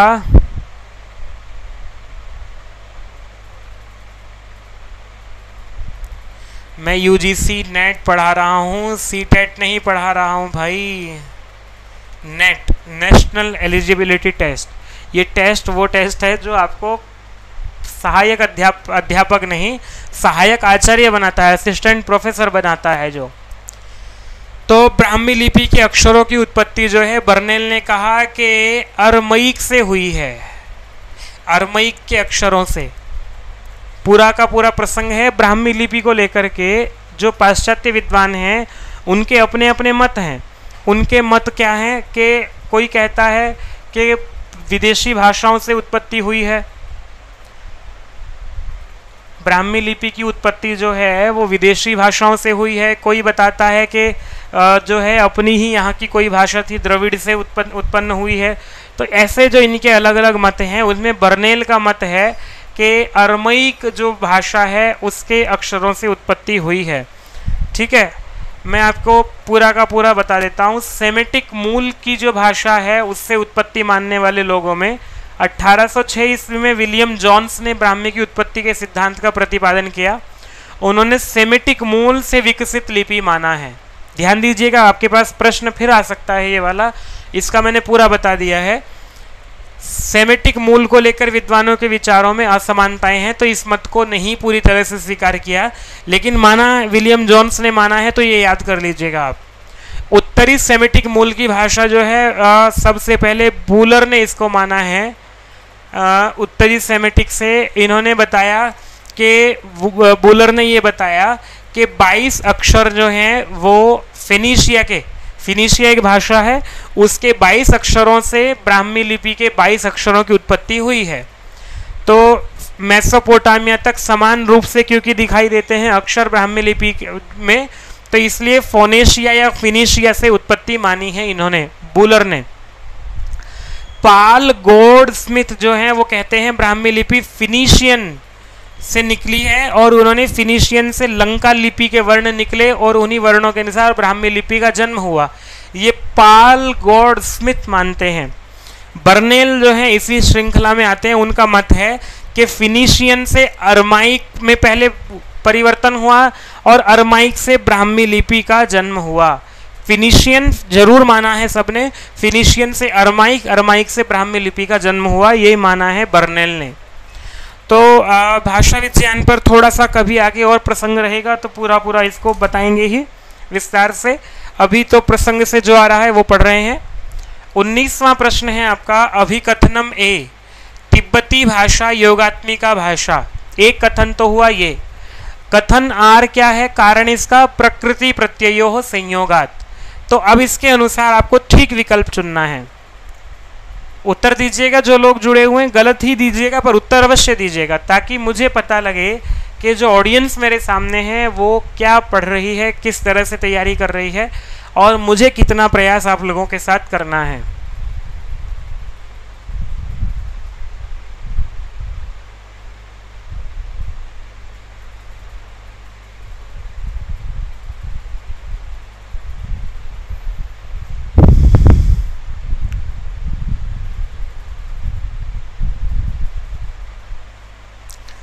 चलिए, आप लोगों के पहली बात तो ये है कि तिब्बती योगात्मिका भाषा और अयोगात्मिका दो रूप मैंने अभी बताए थे आपको। जो विभाजन किया गया है भाषाओं का, वर्गीकरण किया गया है, वर्गीकरण में एक विभाजन किया गया है परिवार मूलक, दूसरा किया गया है आकृति मूलक। तो इसमें आकृति मूलक जो विभाजन किया गया है, एक अयोगात्मिका है, दूसरा योगात्मिका है। योगात्मिका के फिर तीन भेद हो जाते हैं, अश्लिष्ट, श्लिष्ट और प्रश्लिष्ट, कुल मिलाकर के चार भाग हो जाते हैं। तो चारों भाग की जो भाषाएं हैं, तो तिब्बत जो है वो इसमें है ही नहीं योगात्मिका भाषा में। तिब्बती भाषा जो है वो अयोगात्मिका है, इसलिए कथन ए जो है वो गलत हो जाता है। और कथन ए गलत है तो इसका कारण दिया गया वो भी गलत हो जाएगा। ठीक है, तो दोनों ही कथन गलत हो जाते हैं। ए और आर गलत जो हैं, असत्य हैं। अभिकथनम ए कारणम आर उभयम सत्यम नहीं, असत्यम जो है इसका उत्तर हो जाएगा 19 का ए। ठीक है जी। अभी आपको मैं दिखा देता हूँ पूरा का पूरा वर्गीकरण। आकृति मूलक भाषाओं का जो वर्गीकरण है, इसको स्क्रीनशॉट ले लीजिएगा और इसी तरह से चार्ट बनाइएगा। भाषाओं का अयोगात्मक विभाजन किया, योगात्मक विभाजन किया। अयोगात्मक में दोनों भाषाएं आती हैं, चीनी और तिब्बती। अयोगात्मक का मतलब ये होता है जिनका प्रकृति प्रत्यय से योग विभाजन जो है वो नहीं होता है, मतलब जिसमें प्रकृति और प्रत्यय को अलग अलग नहीं किया जाता है, वो अयोगात्मिका भाषाएं कहलाती हैं। चीनी और तिब्बती दोनों अयोगात्मिका हैं। योगात्मिका की जब बात करते हैं, योगात्मक कौन कौन सी हैं? तीन भेद हो जाते हैं, अश्लिष्ट, श्लिष्ट और प्रश्लिष्ट। अश्लिष्ट पर अभी बाद में आते हैं, श्लिष्ट देख लीजिए। श्लिष्ट के फिर अंतर्मुखी बहिर्मुखी के भेद हो जाते हैं। प्रश्लिष्ट के पूर्ण प्रश्लिष्ट आंशिक भेद हो जाते हैं। तो पूर्ण प्रश्लिष्ट जो है वो चेरोफी वह भाषा है, आंशिक में वास्क भाषा है। और इसमें श्लिष्ट भाषाओं में जो आती है वो अंतर्मुखी में अरबी हिब्रू दोनों आ जाती हैं, बहिर्मुखी में संस्कृत और इसी के साथ साथ हिंदी दोनों बहिर्मुखी श्लिष्ट भाषाएं कहलाती हैं, जिसमें प्रकृति और प्रत्यय समझ में आएगा आपको। ध्यान से देखो, संस्कृत में जो शब्द रहते हैं वो प्रत्यय जो हैं वो जुड़े रहते हैं, मतलब जो है अलग अलग नहीं दिखाई देते हैं। कुछ भाषाएं ऐसी होती हैं, अरबी है, अरबी में देखो आप नुक्ता अलग से लगता है और जाने मन, जान ए मन, देखो आपको प्रकृति प्रत्यय जो हैं जुड़े हुए जरूर हैं लेकिन अलग अलग हैं, अंतर्मुखी हैं। ठीक है, तो ये वाली भाषाएं अरबी जो हैं इस तरह की हो जाती हैं, अरबी हिब्रू ऐसी भाषाएं हैं आपकी। और इसके साथ जो अश्लिष्ट होती हैं, जो बिल्कुल अलग रहती हैं, उसमें आता है चार भेद हो जाते हैं इनके, पूर्व योगात्मक, मध्य योगात्मक, अंत योगात्मक, पूर्वांत योगात्मक।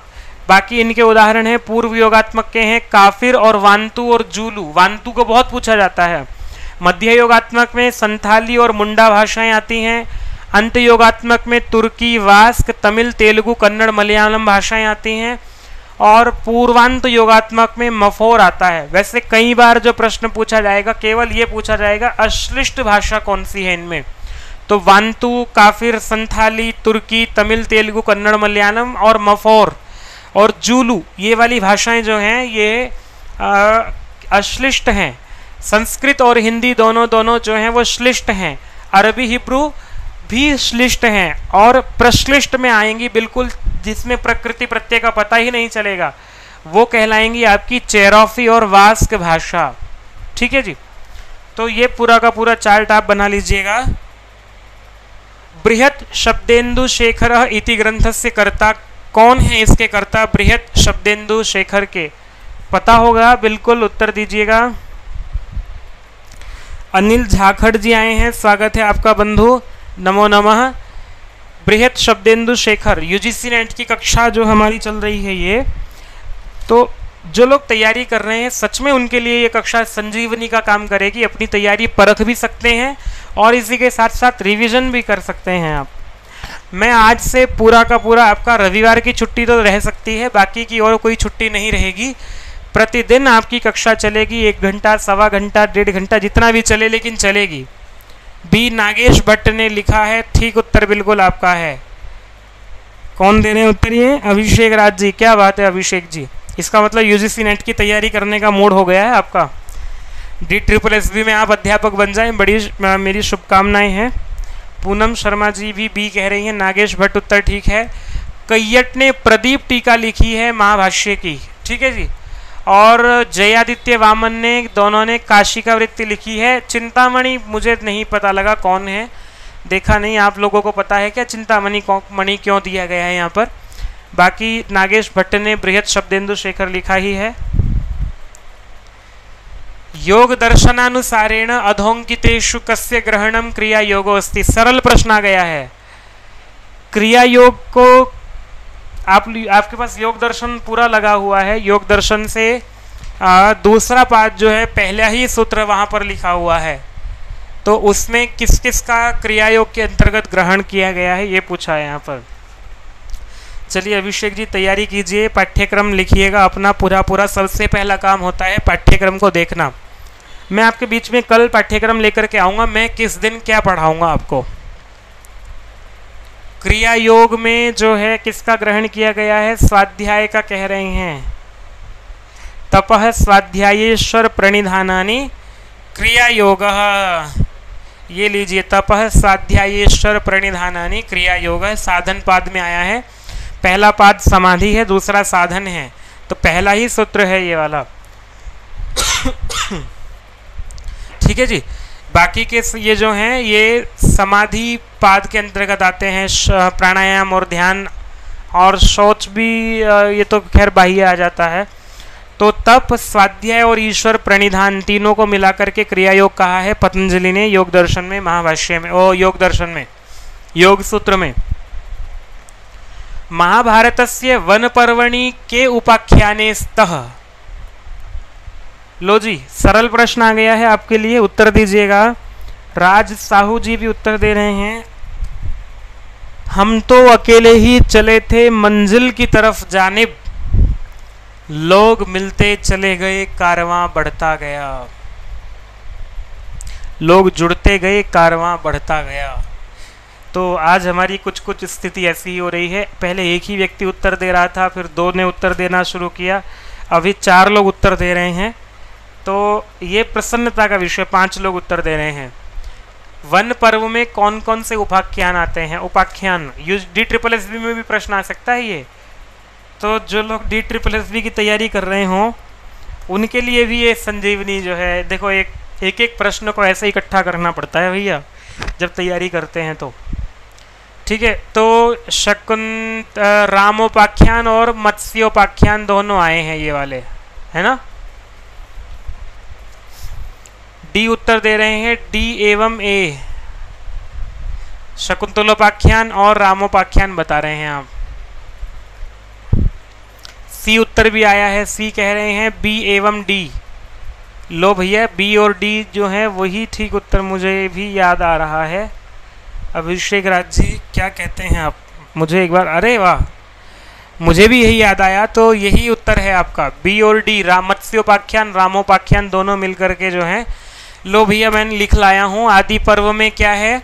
शकुंतलोपाख्यान, ययाति उपाख्यान और कद्रु विनतोपाख्यान, ये आदि पर्व में है। सभा पर्व में शिशुपाल उपाख्यान है, शिशुपाल वधम जो यहाँ से लिखा गया है।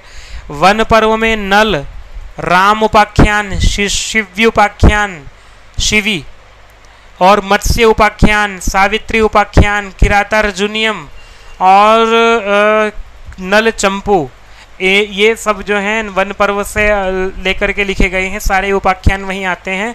उद्योग में अम्ब उपाख्यान, और शल्य पर्व में आता है उरुभंग, खिल पर्व में आता है हरिवंश पुराण। ठीक है, ध्यान कर लीजिएगा, स्क्रीनशॉट ले लीजिएगा, ठीक है, और वो कर लेना पहले लैंडस्केप मोड में। चलिए, सर्व प्राचीन रचनायाः प्राथम्येन कालक्रमानुसारम उचितम उत्तरम चिनुत।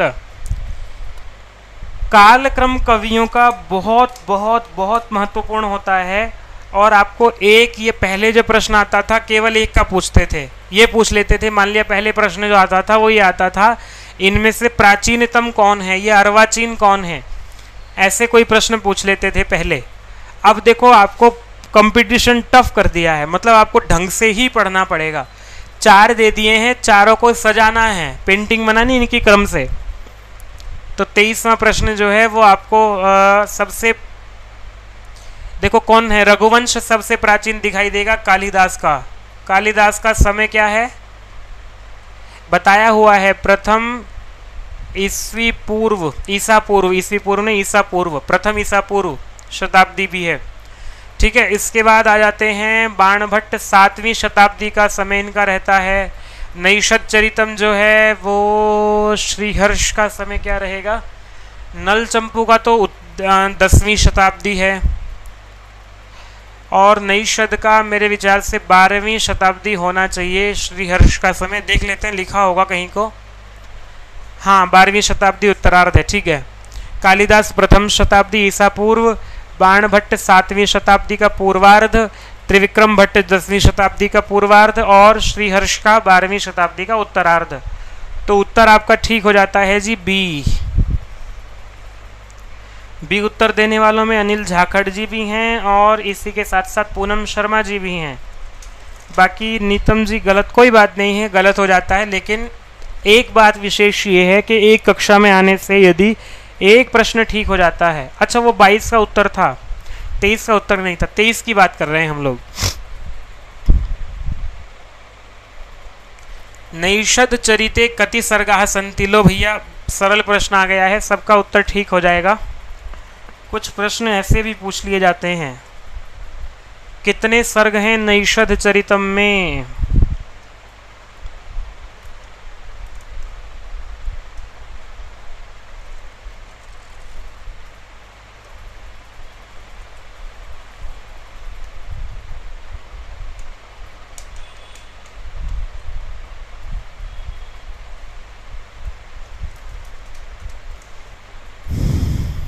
बाईस सर्ग हैं, ठीक है उत्तर आपका। डोली पंडा जी हैं, पूनम शर्मा जी हैं, 22 सर्ग ठीक उत्तर आपका है सबका।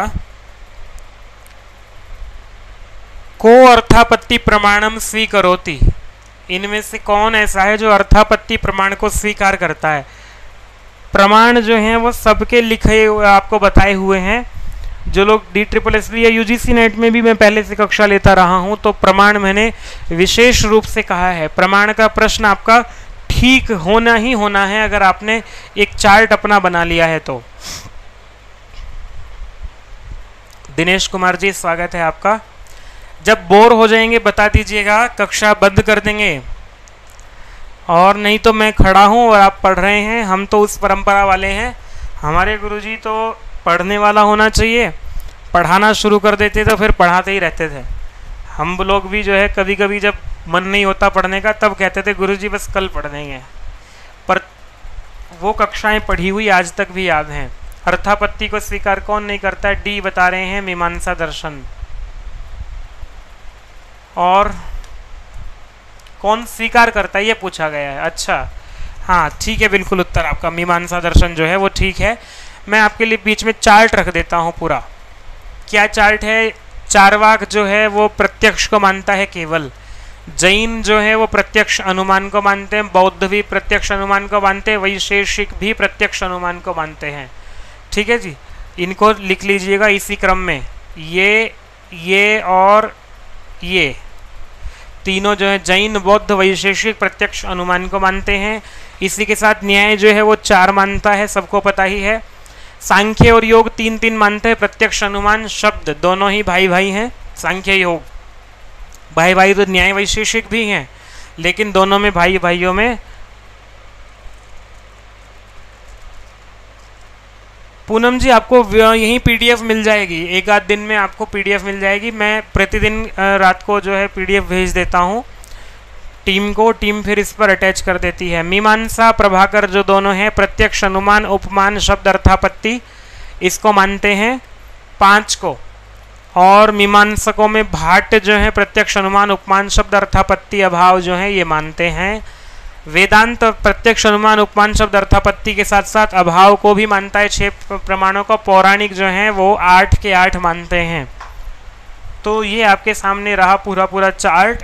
इसका एक काम और भी कर सकते हैं। देखो आपके पास कोई चीज़ सुलभ होती है वो तो ठीक बात है, लेकिन मेहनत करने का तरीका ये होता है। अगर आप इसको याद रखना चाहते हैं ना, तो याद रखने का तरीका तो यही है, आप वीडियो को बाद में खोलिएगा दोबारा से और फिर वहाँ पर पॉज कीजिएगा और फिर कॉपी पेन में उठा करके लिखिएगा। फिर जो देखो जितनी परिश्रम से कोई चीज़ की जाती है वो उतने परिश्रम से याद रहती है। ठीक है, ये मतलब हम लोगों को जो सिखाया गया, और ये मैं इस बात को बिल्कुल पूरी तरह से मानता हूँ। आप लोग भी अनुभव करेंगे, अभी नहीं समझ में आए तो कभी तो आएगा, भले ही कभी आए लेकिन आएगा। अधोंकितेषु कयोर द्वयोः समुचितम संबंधो अस्ति। इनमें से 4 ऑप्शन है आपके साथ, किन्हीं 2 में संबंध है ये कह रहे हैं। सम्यक दर्शन ज्ञान चरित्राणि मोक्ष मार्ग धम्म पदम त्रिरत्नानि योग दर्शनम। इनमें से देखो किन 2 का संबंध है वो बताना है, युग्म बताना है। सारे प्रश्नों का जो स्तर है वो यही रखा जा रहा है। सरल प्रश्न पूछा है लेकिन पूछने का तरीका वही रखा है, युग्म बताना है कौन सा है।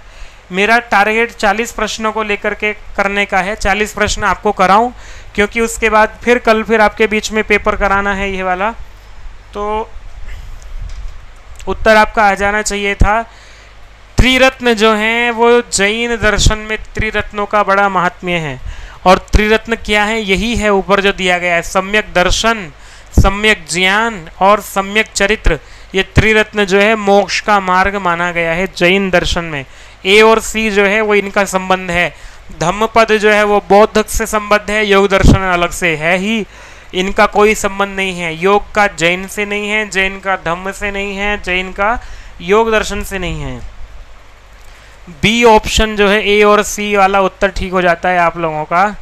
हाँ जी बिल्कुल, संजय कुमार जी जो है एक नया नाम और दिखाई दे रहे हैं। अच्छा चलो ठीक है, थोड़ी सी जो है वो लोग जितने भी हैं, पर कक्षा में कैसा लग रहा है आपको? प्रश्नों का स्तर बढ़ जाता है, बुद्धि का स्तर बढ़ जाता है, आपको सोचने समझने की क्षमता में भी निखार आता है। तो आप कैसा अनुभव कर रहे हैं कक्षा में? अभिषेक जी, जैसे आपने अब तक यूजीसी नेट का जो तैयारी ना करके अभी DSSS की तैयारी कर रहे थे, यूजीसी नेट में प्रश्नों को देख रहे हैं, तो देख करके कैसा लग रहा है? चलिए उत्तर दीजिएगा आप। मैं अगला प्रश्न लेकर के आ रहा हूं। हर्षस्य कृति इमे स्तः। हर्ष की ये 2 कृतियां हैं, कौन कौन सी हैं? रत्नावली, नैषध, कर्पूर मंजरी या प्रियदर्शिका? हर्ष पूछा है, ध्यान रखिएगा, हर्ष, श्रीहर्ष नहीं पूछा है, दोनों में अंतर है।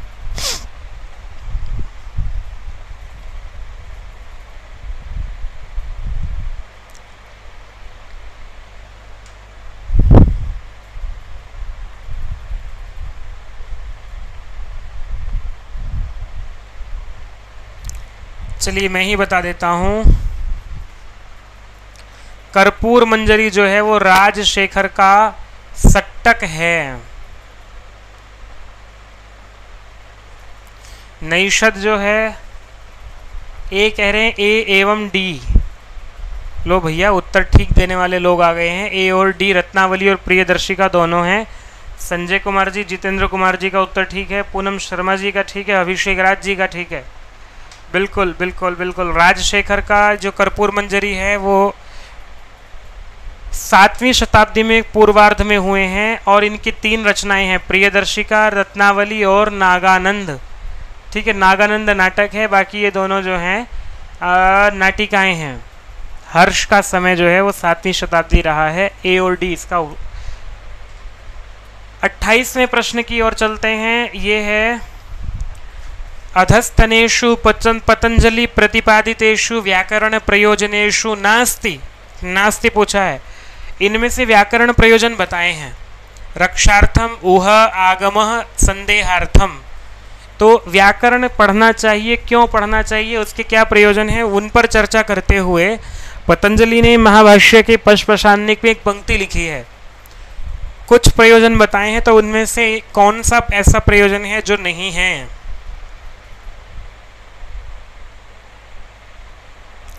जितेंद्र कुमार जी कह रहे हैं DSSB की क्लास बहुत अच्छी थी। बंधु धन्यवाद है आपका। इससे अच्छी क्लास कल वाली थी जो मैराथन, यदि आपने या देखी हो या नहीं देखी है तो देखिएगा। डी कह रहे हैं असंदेहार्थम, बिल्कुल, क्योंकि असंदेह जो है वो व्याकरण का प्रयोजन है, संदेह रह जाए ये कोई प्रयोजन नहीं है। तो आपके सामने पंक्ति ही लिख देते हैं, रक्षोहागम लघ्व संदेहा प्रयोजनम। रक्षा ऊहा ऊह आगम लघु और असंदेह, ये पांच जो हैं वो व्याकरण के प्रयोजन, पांचों मिलकर के एक प्रयोजन व्याकरण का बनता है। ठीक है, सरल प्रश्न था। 29वां प्रश्न आपके बीच में आए हैं, योग सूत्रानुसारेण अधोंकितेषु कयो द्वयोः समुचितः संबंधः अस्ति। किस किस में जो है वो समुचित संबंध आपको दिखाई दे रहा है यहाँ पर।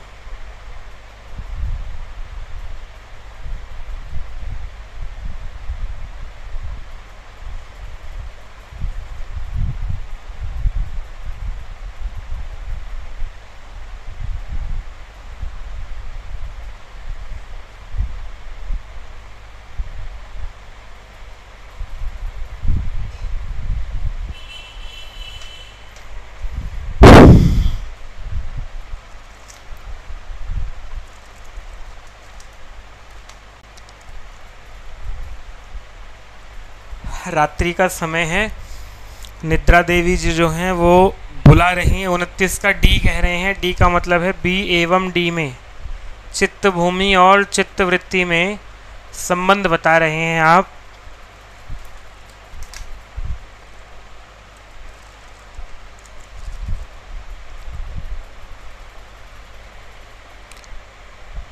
बी ए एवं डी में अनुमान प्रमाण में प्रमाण विपर्य विकल्प निद्रा स्मृतयः, तो उत्तर जो है वो बी हो जाता है जी आपका। चित्त वृत्तियों में और प्रमाण में संबंध है। चित्त भूमियाँ अलग हैं, चित्त वृत्तियाँ अलग हैं, यम अलग हैं। इनका संबंध जो है प्रमाण से, अनुमान मतलब प्रमाण से परीक्षण करके चित्त की वृत्तियों को जो है वो समेटने का यहाँ पर कुछ ऐसा प्रकरण है। विस्तार से तो फिर चर्चा कर लेंगे। आज 30वां प्रश्न आपके सामने है। काव्य प्रकाश के अनुसार काव्य प्रयोजनम किम अभिप्सितम भवति। क्या है इनमें से काव्य प्रयोजन जो है वो। ध्यान रखिएगा, काव्य हेतु अलग होते हैं, काव्य प्रयोजन अलग होते हैं। प्रश्न पूछा है प्रयोजन क्या है।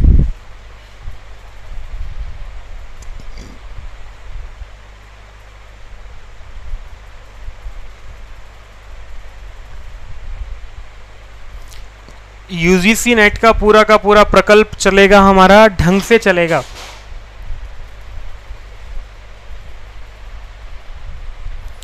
सी कह रहे हैं, सी का मतलब है सी एवं डी। प्रयोजन पूछा है ना, तो प्रयोजन क्या है। काव्यम यशसे अर्थकृते व्यवहार विदे, तो यश और व्यवहार दोनों के लिए दोनों प्रयोजन है।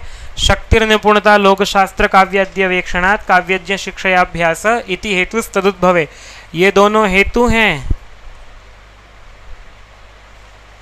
और ये दोनों प्रयोजन हैं। तो यश और व्यवहार बी और सी किस में आ रहा है भैया, बी और सी आ रहा है बी में, तो उत्तर हो जाता है बी। ठीक है जी, बिल्कुल यश और व्यवहार, क्या बात है। महाभारतस्य टीकाकाराणां कया टीकया सह संबंधः। देखो भैया मैं इसका उत्तर, अरे उत्तर लिखा हुआ आ रहा है पहले ही, इसका उत्तर आप देख लेना। आगे बढ़ जाता हूँ मैं, क्योंकि इसका मुझे भी याद कुछ नहीं है इनमें से। मैंने कभी महाभारत की टीकाओं पर ध्यान भी नहीं दिया। प्रश्न आया हुआ है, मैं देख नहीं पाया, लेकिन उत्तर आपके सामने लिखा हुआ है। ए का मतलब ये है ए के साथ तीसरा नंबर, ए के साथ तीसरा नंबर ये, बी के साथ पहला नंबर, बी का देवबोध के साथ ज्ञान दीपिका, सी के साथ चौथा नंबर, सी का मतलब नारायण के साथ निगूढ़ार्थ पदबोधिनी, डी के साथ जो है वो वरदराज के साथ लक्षाभ टीका विषम श्लोकी। तो इनको लिख लीजिएगा और ध्यान याद कर लीजिएगा, इससे प्रश्न पूछ लिया जाता है। इससे पहले मेरी जानकारी में प्रश्न नहीं आया था, मैंने पहली बार ये प्रश्न देखा है। कभी कभार एक आध टीका पूछी गई हो तो पूछी गई हो, नहीं तो नहीं पूछी गई थी अब तक। कर्षको वृत्ति क्षीण प्रज्ञा शौच युक्त कौटिल्य मते कस्य वैशिष्ट्यमस्ति। लो भैया, कौटिल्य का अर्थशास्त्र आपने पढ़ा होगा, तो नहीं पढ़ा होगा तो पढ़ लीजिएगा। तो उसमें पूछा है कि एक किसका लक्षण है, किसका वैशिष्ट्य है। मैं बता देता हूँ, थोड़ा सा जल्दी करते हैं क्योंकि मैं चाह रहा हूँ 40 प्रश्न पूरे हो जाएं। कुछ एक प्रश्नों पर और चर्चा करनी है आपसे। तो ये गृहपतिक के लक्षण हैं। कर्षक वृत्ति क्षीण प्रज्ञा शौच युक्त, ये गृहपतिक जो है वो होना चाहिए, ऐसा कर लेंगे चर्चा अभी विस्तार से, इसको पढ़ाएंगे तो हैं ही एक बार। उपाध्याय दधीते आपको याद होगा, सबको सरल प्रश्न है। अपादान संज्ञा विधायक पाणिनिर नियमः कः। ये उत्तर गलत नहीं होना चाहिए किसी का।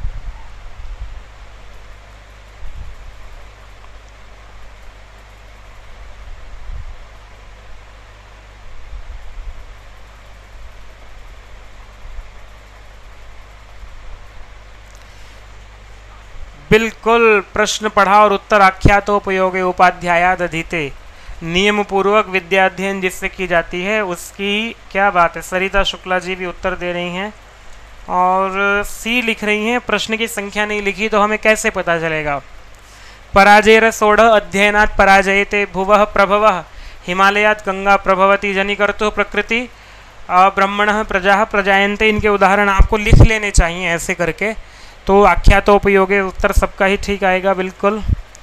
अथवा कृतवाग्द्वारे वंशेस्मिन् पूर्वसूरिभिः मणोवज्र समुत्कीर्णे सूत्रस्येवास्ति मे गति पद्येस्मिन् इति पदम मे इति पदम केन संबद्धम। में कौन सी विभक्ति है?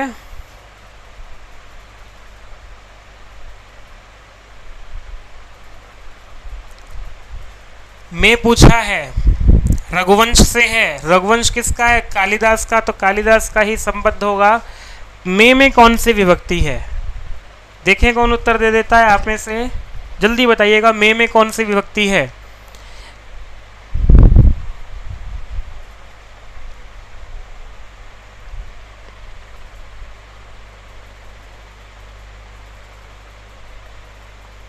सी उत्तर सबका ठीक है। मैं आगे बढ़ता हूं। में कौन सी विभक्ति है, ये उत्तर चाहिए आप लोगों से। देखें कौन उत्तर देता है। किसका संबंध जो है वो किससे है, आप उत्तर दीजिएगा। अरे अभिषेक राज जी, DSSB का पेपर कैसे दोगे? में आप सप्तमी विभक्ति बताओगे, DSSB में फेल हो जाओगे भाई, ऐसा मत करो।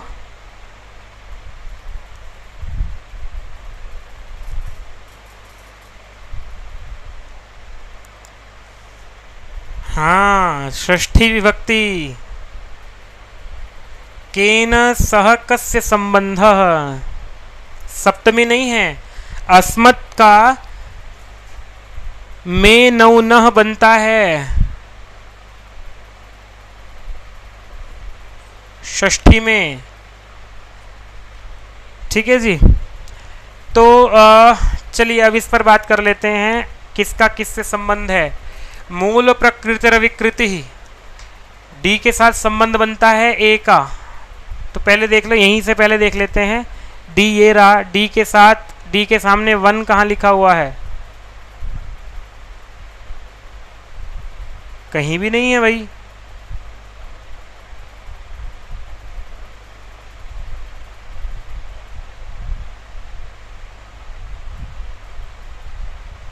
न प्रकृति न विकृति ही पुरुषः। ऑप्शन गलत है क्या यहाँ पर? फर्स्ट इसमें यहाँ पर फर्स्ट है। चलो अभी देखते हैं इसका जो है उत्तर, अभी देख लेंगे हम लोग। न प्रकृति न विकृति पुरुष, 4 के साथ जो है ए के सामने 4 कहाँ कहाँ लिखा हुआ है? तो 3 जगह लिखा हुआ है, तो मतलब ये गया। इसके बाद जो है बात आती है प्रकृति और प्रकृति विकृति। इनमें से कौन ऐसा है जो प्रकृति भी है और विकृति भी है? प्रकृति विकृति का मतलब समझते हैं ना, जो किसी से उत्पन्न हुआ है, जिससे कोई उत्पन्न होता है। तो ऐसा तो वाक पानी पाद, ये तो खाली विकृति है, ये प्रकृति है, प्रकृति है ही नहीं। और शब्द जो है आकाश उत्पन्न होता है, महाभूत, ये प्रकृति विकृति है। तो सी के साथ संबंध हो जाता है सेकंड, सी के साथ संबंध हो जाता है सेकंड, ये वाला।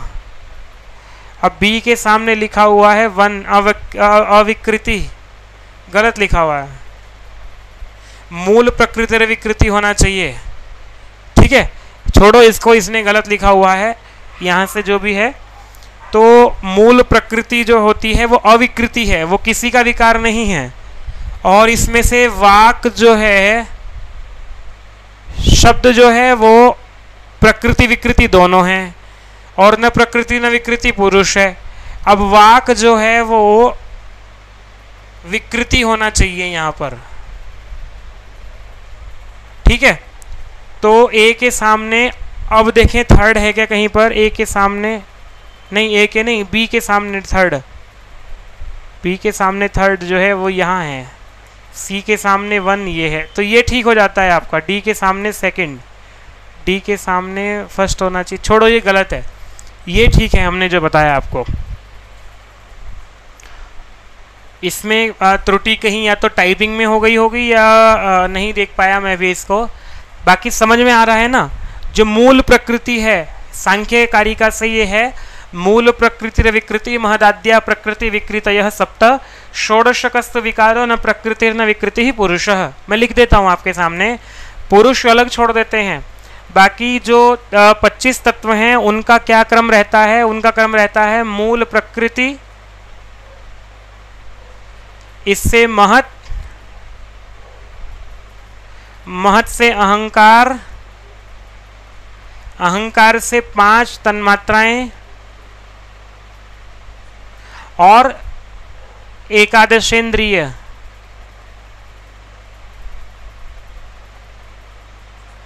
ठीक है, और 5 तन्मात्राओं से 5 महाभूत।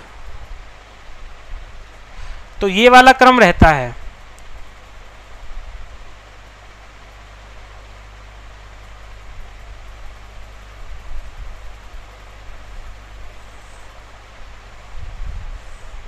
ठीक है, तो अब देख लेते हैं इस वाले क्रम में। इस वाले क्रम में देखो आप, मूल प्रकृति जो है वो अविकृति है, वो किसी की विकृति नहीं है। उसमें आप देख लेते हैं तो मूल प्रकृति अविकृति है, ये क्रम बन जाता है यहाँ पर। इसके बाद क्या है? शब्द आया हुआ है। शब्द क्या है?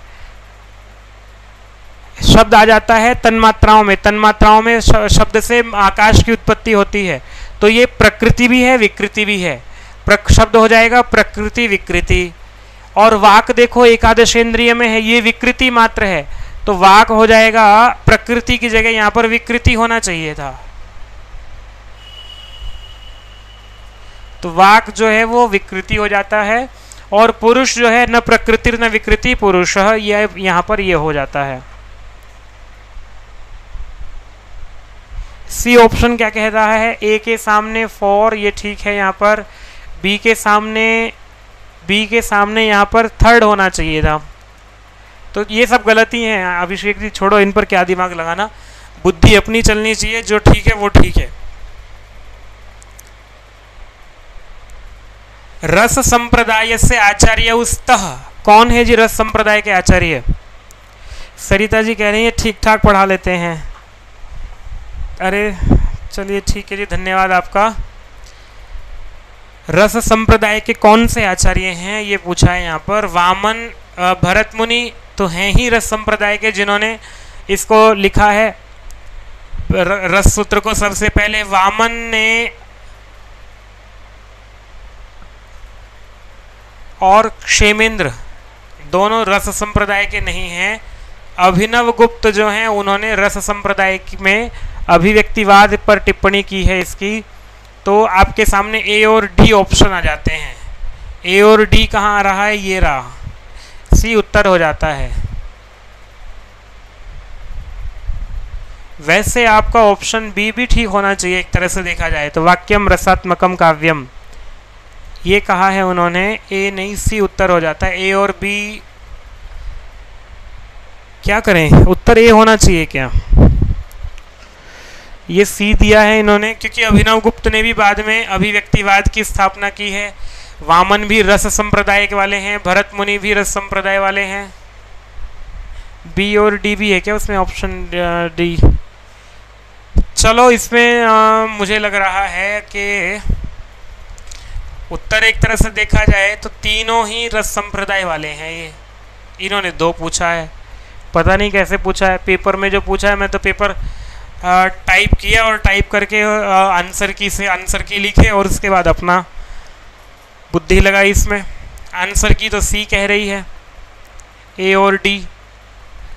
इस पर स्पष्टीकरण कल देंगे हम लोग, एक बार क्या इसका पूछने का प्रयास कर रहे थे एक बार पूछ लेते हैं, गलत नहीं बताएंगे आपको, ठीक है, याद रखिएगा, कल पूछ लीजिएगा। बाल गंगाधर तिलकेन मृगशिरा काले ऋग्वेद से अधिकांश मंत्राणाम संरचना स्वीकृता अस्ति। बाल गंगाधर ने क्या टाइम माना है, ये प्रश्न है आपके सामने, जल्दी जल्दी से उत्तर दे देते हैं। तो भैया 2500 से 4000 वाला ऑप्शन है क्या, ये रहा 4000 से 2500 विक्रमपुर वाला उत्तर था इनका, ठीक है जी। अधोंकितेषु कयोर्द्वयोः समुचितः संबंधः अस्ति, इनमें किसमें सही संबंध है वो बताना है आपको। षोडश पदार्थाः सन्ति, एक तो ये बात हुई। सप्त पदार्थाः सन्ति, एक ये बात हुई। एक कहीं को न्याय दर्शन लिखा हुआ है, जई में नहीं लिखा हुआ है।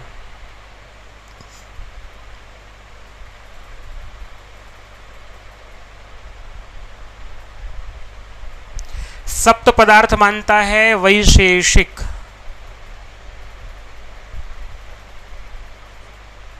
पृथिव्यप्ना द्रव्य गुण कर्म सामान्य विशेष समवायाभावाः सप्त पदार्थाः, ये माना है।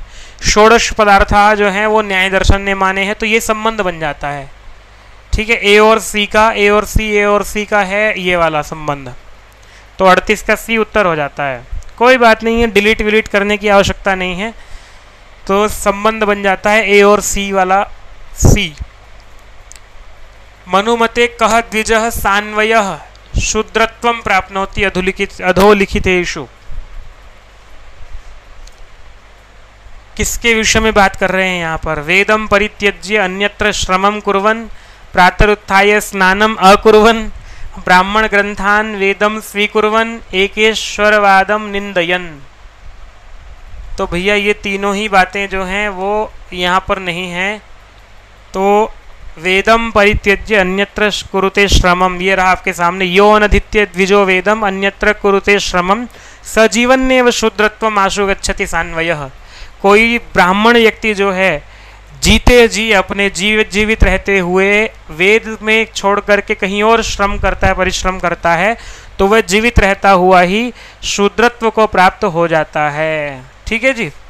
39 का आपका ए ऑप्शन ठीक हो जाएगा। 40वां है किम पुराणम महाभारत से परिशिष्टम, कौन सा पुराण महाभारत का परिशिष्ट है। तो उत्तर दे देते हैं हम आगे बढ़ करके। अभी आपको हरिवंश पुराण जो है वो महाभारत का परिशिष्ट कहा जाता है।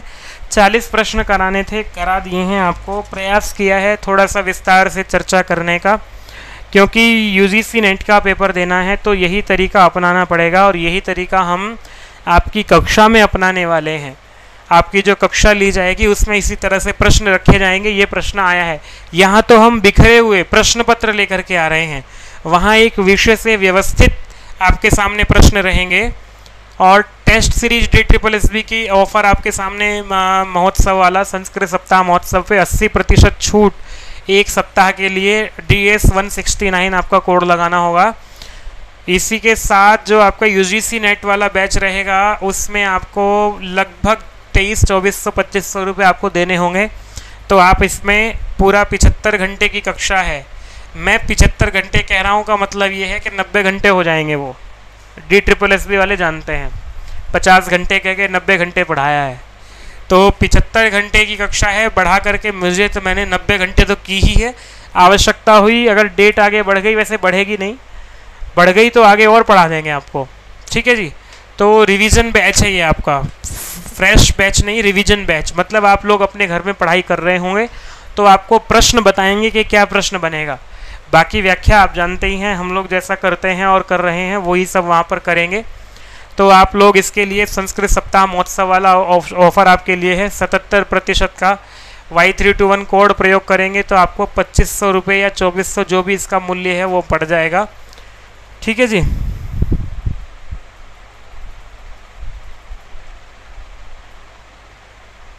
अरे देवी जी, आपको यही PDF मिल जाएगी। तो चलिए आज के लिए इतना ही। अभी आप बहुत आराम से, बहुत मन से, बड़े शांत भाव से ईश्वर को प्रणाम करते हुए और उनसे प्रार्थना करते हुए कि हे ईश्वर, बड़े सौभाग्यशाली हैं हम लोग जो परिश्रम कर रहे हैं विद्या के अध्ययन में। नहीं तो बहुत सारे लोग हैं जो परिश्रम करते हैं अन्य अलग स्थानों पर।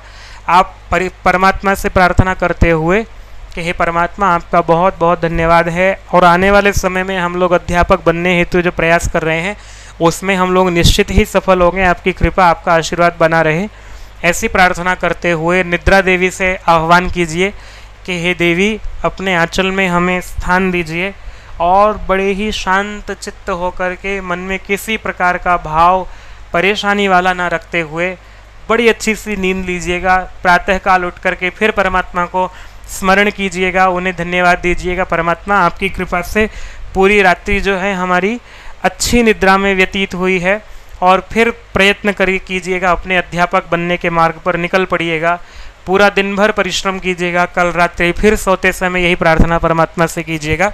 तो मैं आपको इतने ही कह करके आज अपनी वाणी को विराम देता हूँ और इस कक्षा का भी विराम करते हैं। आशा है आप लोगों को ये लाभकारी रहेगी। नहीं आप जो लोग हैं अपने मन से प्रयास कीजिएगा और लोगों तक भी पहुंचाने का प्रयास कीजिएगा, ताकि उन लोगों तक भी ये कक्षा पहुंचे और उनका लाभ हो सके। सर्वेभ्यो नमः। जयतु संस्कृतम, जयतु भारतम।